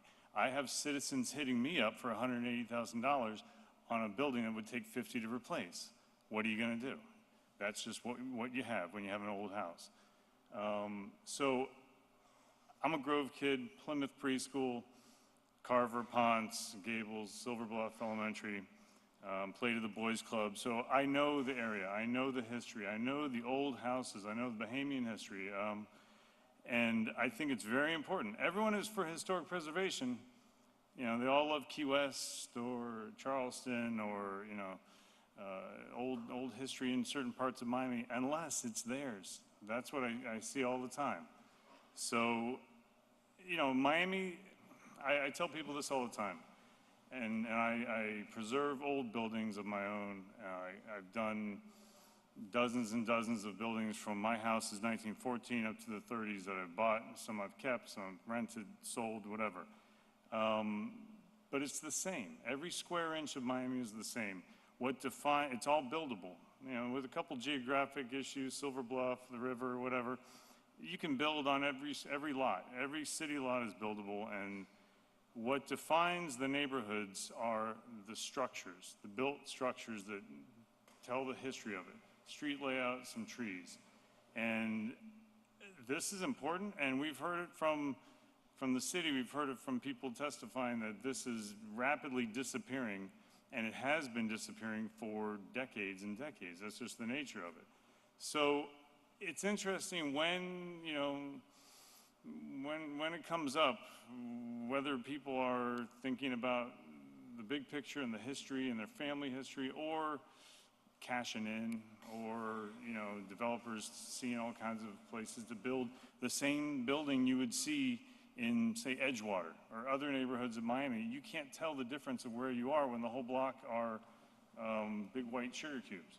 So I understand it. I think we need to discuss the process. We've had districts before. I remember Buena Vista when we revisited adding about some opting out or some not worthy, but I really think that this, and a lot of the misconceptions and a lot of the misinformation that people have talked about at these meetings, you can see it fueling right here, because it becomes a frenzy of people talking about what you can and can't do, and so-and-so said this and that. And I think that the communication is never going to be perfect, because you're dealing with a lot of different interests. You're dealing with people that don't want it to work and don't want it to happen, and you're dealing with people that have a sense of community and want to keep the integrity of the community that they grew up with, that their parents and their grandparents grew up with.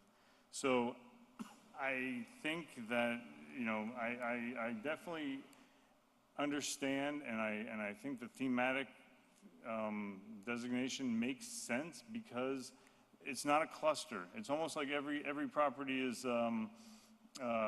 contributing, correct? That's basically the process. Instead of making a whole area and then only having 50 of them being contributing, it's just picking out the contributing ones. Yes, every property must meet the criteria on its own, yes. And as a builder, as a historic restoration guy, the ones that are in bad shape, these are the easiest buildings to return, because they're wood frame, wood lap things. I mean, you deal with an old concrete two-story house that has horrible additions put on it, you're kind of stuck with it. But these are fairly simple to bring back. But anyway, that's how I feel about that. I agree with a lot of the comments my colleagues have said. I'm also a little confused about what happened with these 3 meetings. Some people say they didn't get the notice. Some people say they didn't get enough information. Some say they did get the notice and they did get good information. So I think at least one more meeting should be held to clear up all the confusion so that everyone is satisfied. Secondly, I myself, I used to rent from Mr. Petty when I was an architecture student. at the University of Miami. And I do remember the cottage in his property, and I had a very good time living there. And one of the reasons why I rented from him was because of the character of the Grove, and that part of the West Grove in particular. And I want to make a statement to people who like the Grove, come to the Grove, purchase these small homes in the Grove, but then desire to demolish it and turn that property into something else than what attracted you there in the first place. So those are my comments. Thank you. Thank you. Anybody else? Mr. Chair, I have a question for staff. Can you tell us why 3634 Fro Avenue and 3893 Washington were found not to have sufficient criteria? 3634, Vicky Toronto, Historic Preservation Planner. 3634, we did more review, and they had, originally the house had siding, wood siding all over it, and it had since been covered over with stucco. And the one on Washington, 3893? When you look at the front of the house, a majority of these properties, the patios have been enclosed, which is typical of a lot of these historic houses. This one, it appears that there is brick in the front, which there would not have been brick on these houses. All right, thank you. You're welcome. Any other questions or comments? Who's ready for a motion?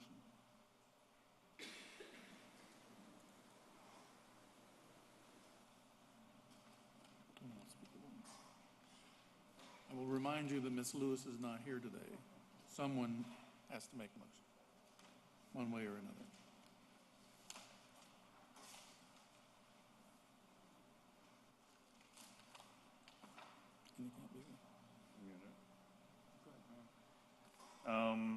That's Mr. Ryan. Yeah, sorry. Considering this is a preliminary evaluation, and do the community meetings continue after this point, or could they continue, or once this? We put it in a motion. Okay, all right.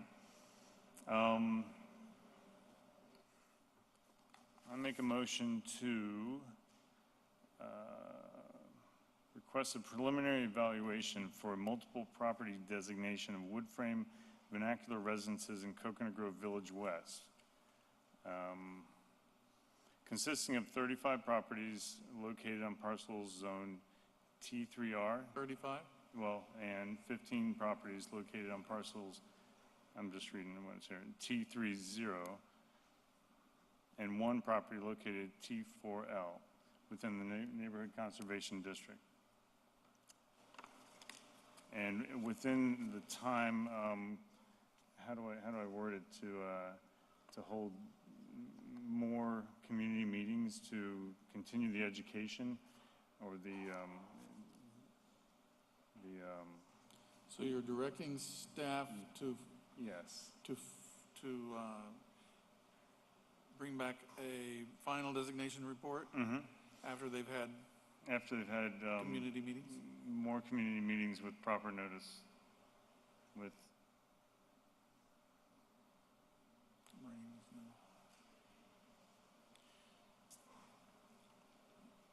how many? How many do you think is suitable? I think the question, if I may, is, staff, how long would it take to reasonably come back with a final designation report? I think we have to do it within 120 days, but I'm not sure if can that be extended or changed, or is that? I'm more concerned that it might be shorter. I think the longer period of time we have should be used to meet to notify every property owner, post the whole neighborhood, to hand deliver notices to each of these ones on the list, and let's make sure that everybody gets a fair chance to get educated on this. What we're saying is we have to do it within 120 days, but I'm inquiring if there's a way to extend that, if it's actually required. And if we have 3 more of the meetings, more formal settings. The interim protection measure that's under the code for 120 days or until the board acts on the designation, I do not notice here a procedure to vary that, and I'm not aware of a prior situation varying that, so I would say not. I would say that the board can go forward, or the board, if the board wishes another community outreach meeting to be conducted. I'm certainly not suggesting to the board what to do, but you could either go forward, or you could continue this until such other meeting is, it's up to the board. But, I would like to get the preliminary evaluation started, and then have meetings, maybe 2 meetings, in more of a formal setting than underneath a tree at the park, you know, and with proper notice. Within 120 days? Yes, within Now, 120. 120 days will give us to August. Will that allow us to go to September, Mr. City Attorney? Because August is. Since we have no meeting in August? There's nothing, I think that there's nothing in here that, again, says a 120 days, you know, or, you know, not including August. So, I mean, it's 120 days, you know, and the only way I see to waive the time limit is if it's waived on the record by mutual consent of the owner and the board, considering that there are 52 owners here. I don't think that's a impossibility. So I don't think you can consider that. There's no other way to vary the time frame that I see here in the code. Could you read the statute again, please? Yes. Interim protection measures. From the date the notice of preliminary evaluation is mailed, no building permit for new construction, et cetera, may affect the property proposed for designation until one of the following occurs. The board finds that the property does not meet the criteria for designation and votes not to direct the planning department to prepare a designation report in respect subsection B1, or the board approves or denies the designation in accordance with B3 or 120 days of elapse, whichever shall occur first, unless the time limit is waived on the record by the mutual consent of the owner and the board. The owner applies for an accelerated certificate of appropriateness prior to final action on designation by the board, and such certificate of appropriateness has been issued in accordance with the provisions of 23(6.2), and then it goes into that procedure for an accelerated. So I would say that this seems to be, it's a question of first impression, but time limit is waived on the record by the mutual consent of the owner and the board. That would seem to contemplate an individual resource and owner, not this multiple situation. I don't think that is viable. That was for interim protection Yes, that was measures? for interim protection measures. Yes, sir.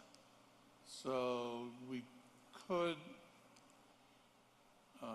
have the final designation report in September. It's just there wouldn't be any protection after, say, August 3rd. I don't think so, because I don't think that there is a way to extend that, because again, what it requires is what I've just read. So we need to think about July, is basically what you're suggesting. Well, yes, sir, perhaps. Where were you with your motion? By July? For July's meeting? For July's meeting, have the final report ready with 2 meetings held, community meetings held. Sorry, Mr. Chair, I have one question before we proceed to that motion. Mr. Adams, I have a question for you. What takes prominence according to the city code, a demolition order or a preservation order? If a building's unsafe, actually unsafe, Yes. then that's what takes precedence. However, sometimes we can have these orders on buildings and it doesn't necessarily mean that they are structurally unsound and dangerous. And that's why I would encourage anyone here who is in a situation like we've heard today. They do not need to wait for these meetings to reach out to us, to contact us, to explain to us their own situations. We will look at every single one from owners that contact us. So, you know, we just heard today that there may be issues with, you know, whether there's demolition orders or not. We would encourage people to speak to us. We would encourage people to ask us to go out and see their properties, and we have tried to do that since the beginning. So please don't just wait for the meetings. Please call us and discuss it with us. Thank you. Okay. So That's my motion? So your motion is to direct staff to... Direct staff to do the preliminary evaluation. Final designation? Yeah, sorry, final designation for these 51 properties by the July meeting, and July 3rd, and hold two well-advertised community meetings? Well-advertised community meetings at a substantial location, meaning not under a tree in the park. Is there a second to that motion? I second. Okay, there's a motion and second. Any discussion on the motion? Discussion. Yes. For Mr. Adams, did staff hand out any literature at these meetings? No, we did not hand anything out. Could you I think what we offered to do, if it was requested, we would make the PowerPoint available, but we didn't have anything ready to hand out. I think it would be very helpful if there was a sort of a typical question and answer handout that lists the typical questions, and you know the sort of questions that the folks have. And I'm sure if they want to contact you with specific questions, they can do that too. But if we do this, I think it would be helpful for people to actually have a written item that they could refer to that answers questions or perhaps raises other questions. Yep, we can. You'll need to speak into the microphone. I prepare a brochure with a lot of questions regarding cost, process. You can have it in the records. You prepared that? I prepared that. Yeah, we need to do something from a somewhat but neutral. You can give that to staff. Give it to staff. Yeah. Yes, I prepared this, and I was told by the staff that are going to be reported to the Florida Bar. I'm not a lawyer. And for the record, there was no handout from the city. That's what we heard. That's what we're trying. On behalf of the community, a humble request. Only if you do it at the microphone. I am humbly requesting that when notification is given out for the next meeting held here, that it will also include the locations and times for the community meetings as well. If you're going to send out a certified letter notifying the owners of the properties of the meeting here, you can easily just include the location and times for the meetings in the neighborhood. Makes sense to me. How about you? Sir, I believe that the meetings ahead of time are going to be way in advance of getting the notice for this meeting, which is going to be in July. So it'll be, I don't know, April, May, something like that. But what I'm saying is you'll get notice for those meetings individually, separately from the one that's going to be They go here out by in certified letter? That's impossible to do? Well, Okay. I mean, All right. It's just a suggestion for you to consider. Thank you very much. And if I may ask Mr. Adams another question? Yes. Thank you. Are you able to glean from the record the addresses of the people that spoke today so that you can notify them directly to their address that they gave us?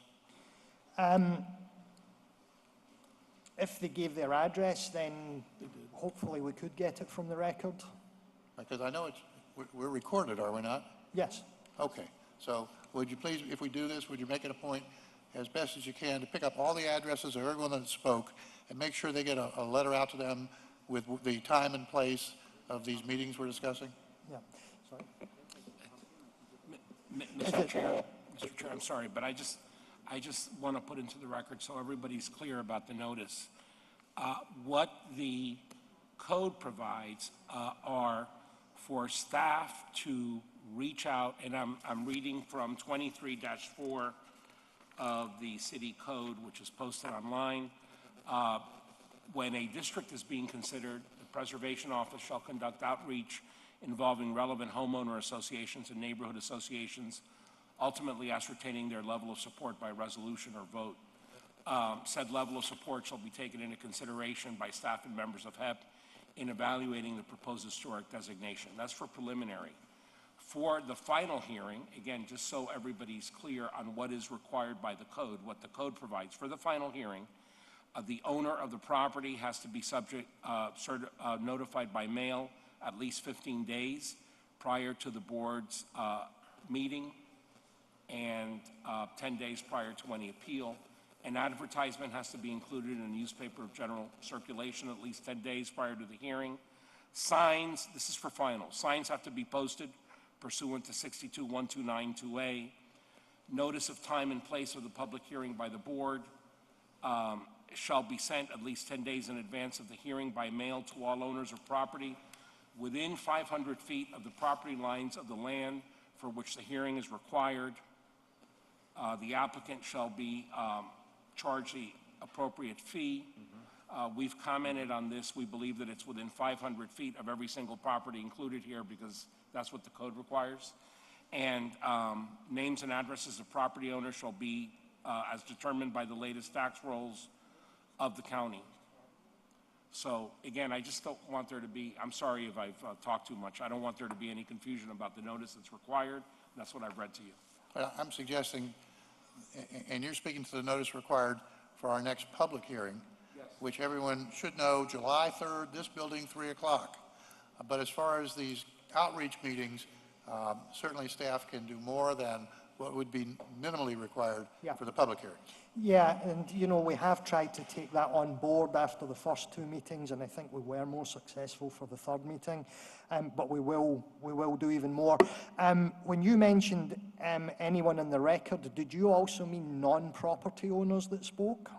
If you can do it, it would seem to me to be appropriate that everyone who cared enough to come and give their name and address here today should get some communication back from us saying, here's an outreach meeting or meetings that you can attend. Okay.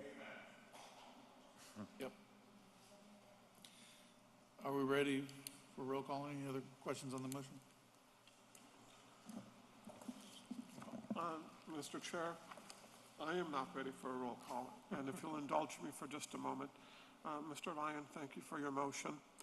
I am the individual that's charged with capturing and recording the minutes, and I am unsure of what the motion is. Is it a motion that we are continuing the preliminary designation? No. The motion is that we're preparing the final report, designation report, to be brought before us on the July 3rd meeting. Okay, so are you approving the preliminary evaluation that's before the board today? Yes. Okay. With the side thing was directing the city to hold 2 community meetings, well advertised and well announced to property owners. Mr. Chair, just to be clear, the notices we're talking about with staff for these community meetings, I think are what's called courtesy notices. They will go out to people who, even if they're not property owners. Counsel, is that the correct term, courtesy notices? Well, yes, we use the term courtesy notices, not because anybody wants to circumvent anything, but they're not required by the code. I understand. They're something that is just being done. Right. What the code requires is what I read to you. Thank you. And so if I could repeat the motion back for clarification again, it is a motion approving the item that is before the board today, and also directing staff to complete a final designation report by the July 3rd, 2018 Historic and Environmental Preservation Board meeting, and to hold 2 meetings or at least 2 meetings? At least 2. At least 2 meetings at a substantial location, or 2 community meetings that are well advertised and well announced at a substantial location. Okay, thank you very much, sir. And Mr. Campbell, you agreed to all of the changes, correct? I second. Thank you very much. And just a point of clarification, so the motion will protect the properties in question until the final report is done, and then it will come before this board, and with the encouragement to have more outreach through that process. Exactly, and then we will address what's in front of us then. Which may be different than what we have now. Yes. Okay, are we ready for a roll call? Yes. Okay, so Mr. Ryan? Yes. Thank you, sir. Mr. Campbell? Yes. Thank you.